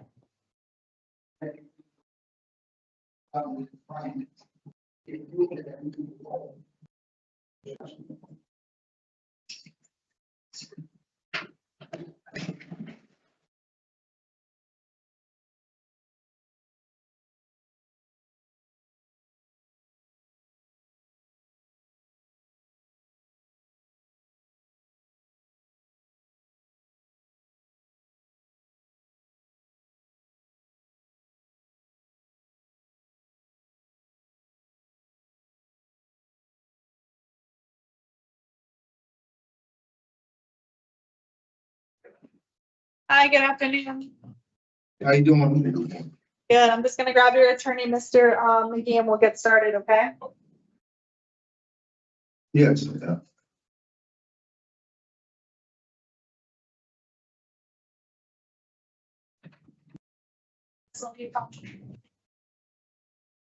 there everything go?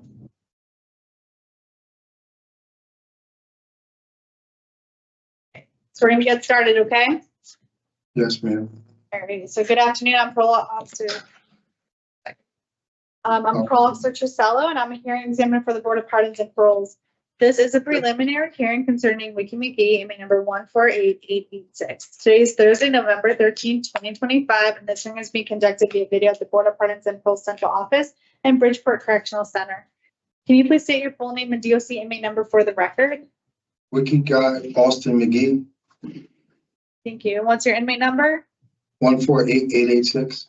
Thank you. So this is a public hearing, and public access to this hearing is available via video live stream.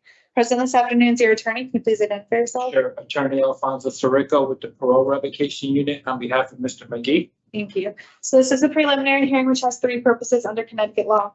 The first is to determine if there's probable cause to believe you committed an act that violated the conditions of your parole. The second is to determine if the act is sufficiently serious to warrant the revocation of your parole. And the third is to determine if you should be held in prison pending further proceedings. The state, not you, has a responsibility to show that there's probable cause to believe you violated one or more of the conditions of your parole. If I do not find probable cause, I will reinstate your parole, which means releasing you and placing you back on parole supervision. If I find probable cause and determine that the act is sufficiently serious to warrant revocation, you may be held in prison pending further proceedings. You should know that a preliminary hearing is an adversarial proceeding, and anything you say at this hearing can be used against you. This hearing is also being recorded. The testimony at today's hearing will be taken under oath. Mr. McGee, can you please raise your right hand? You solemnly swear or solemnly sincerely affirm, as the case may be, that the evidence you shall give concerning this case shall be the truth, the whole truth, and nothing but the truth, so help you God upon penalty of perjury. Yes, ma'am. Thank you. So we're going to go over the procedure for today. So first, I'm going to read you your rights. Then we're going to review the parole violation charges that the state, your parole officer, is bringing against you.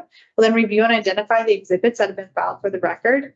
The state is not present at today's proceedings. However, you will have an opportunity to address the issue of probable cause and the severity of the allegations. At the conclusion of this hearing, I'll inform you my findings, which will be based on the available evidence. Do you have any questions about the purpose or procedure before we begin? No, ma'am. You have important rights at today's hearing, and we're going to review them now. You have the right to an attorney and counsel is here present for you. You also have the right to receive the written notice of charge of violation. Did you receive that written notice? Yes, ma'am. Do you have the right to review the evidence against you before this hearing? You have the right to submit evidence in support of your case. You have the right to call and examine voluntary witnesses, and you have the right to cross-examine adverse witnesses. Do you understand these rights, and are you ready to go forward? Yes, ma'am. I'm not going to review the charge that the state parole officer is bringing against you and the information underlying it. So on charge number 1, the condition of obeying laws, the charging officer reported that on 10/28/25, you threatened to kill your wife, victim number 1. As a result, were arrested and charged on 10/29/25 by Norwalk Police Department with Connecticut General Statute 53A 62A1 threatening to physical threat and Connecticut General Statute 53A-181 breach of peace 2nd degree.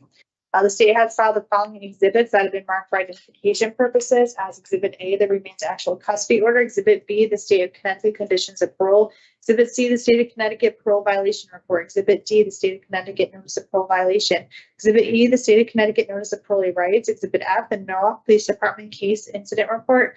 Exhibit G, the state of Connecticut judicial branch pending case detail. Exhibit I, the state of Connecticut Superior Court promise to appear. And Exhibit J, the attendee GPS documents. I do want to note on the record that Exhibit H, the state of Connecticut arrest warrant application was not included in the evidence package. Therefore, it will not be admitted into evidence for today's hearing. Counsel, to confirm you and your client received the notice of parole violation, the parole violation report, and all the other documents identified today? Yes. Perfect. I did not receive any exhibits from the defense at this time. Counsel, do you need time to submit any evidence? So we have no witnesses, so it is now the defense's opportunity to respond and make a short statement, call any witnesses, and testify with respect to probable cause and the severity of the allegations. Correct. All right. On behalf of Mr. McGee, as you just pointed out, my understanding of the obedience to the law charge is the incident that allegedly occurred on October 28th of 2025. In preparing for this hearing, Exhibit H is the key piece of evidence that should have been submitted so I could scrutinize what actually happened on October 28th of 2025. I don't have that exhibit. As you indicated, since it was not provided, it should not be considered. What I do have here is a lot to do with what occurred on October 29th of 2025, where there was a call that my client was they received. I believe it was the attendee call that he was at a location where he was not supposed to be, with the allegation that he was told the day prior to that he was not supposed to be there. But according to the documents that were submitted, I'd like to start with C. In the narrative on page 2, second paragraph, where Officer Sanchez was able to make contact with Mr. McGee and explain to Mr. McGee the officers were informed he couldn't be at that location in reference to an incident that took place at some point last week. I want to bring that to your attention. And in Exhibit F, my client did tell the officer that he was never told that he couldn't come to that residence. Mr. McGee included that he was at the property, that he still receives mail at this current location, and he was trying to collect some property there. He also mentioned to them where his primary residence was. And then I jump in one paragraph. It indicates in regards to protective orders on file, Mr. McGee was not in no type of violation of the protective order since the protected party was not on the scene, did not reside, or were near the location. So for clarification, no orders were in violation. And then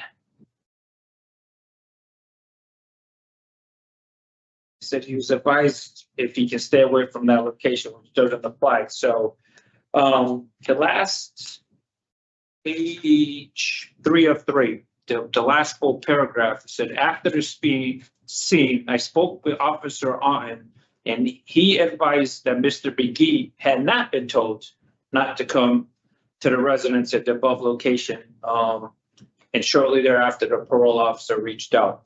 And also noted in that those documentation is that my client was told you found in a vehicle, jump on your bike and come to the police department, which he did. He did go, but it was on the 29th. So I'm asking that a no finding be made under obedience to the law because I don't have the actual document that shows what my client did on October 28th. Everything that was submitted here is to do mostly with what occurred on October 29th.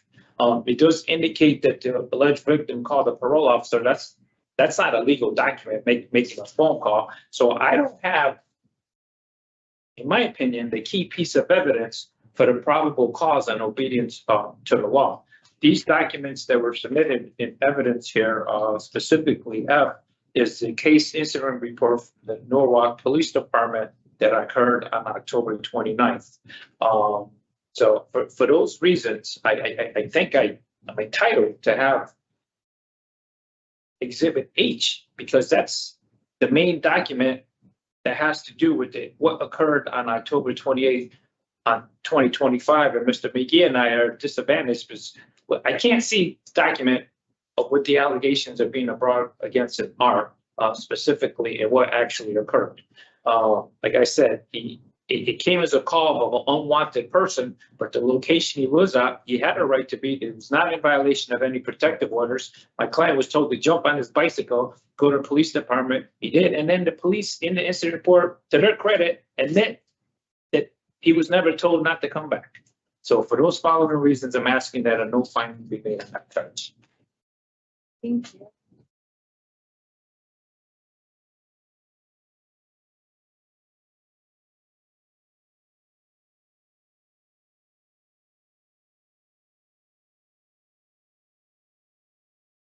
And just take a quick recess, and then I'll come back on the record in a moment. Have a night off.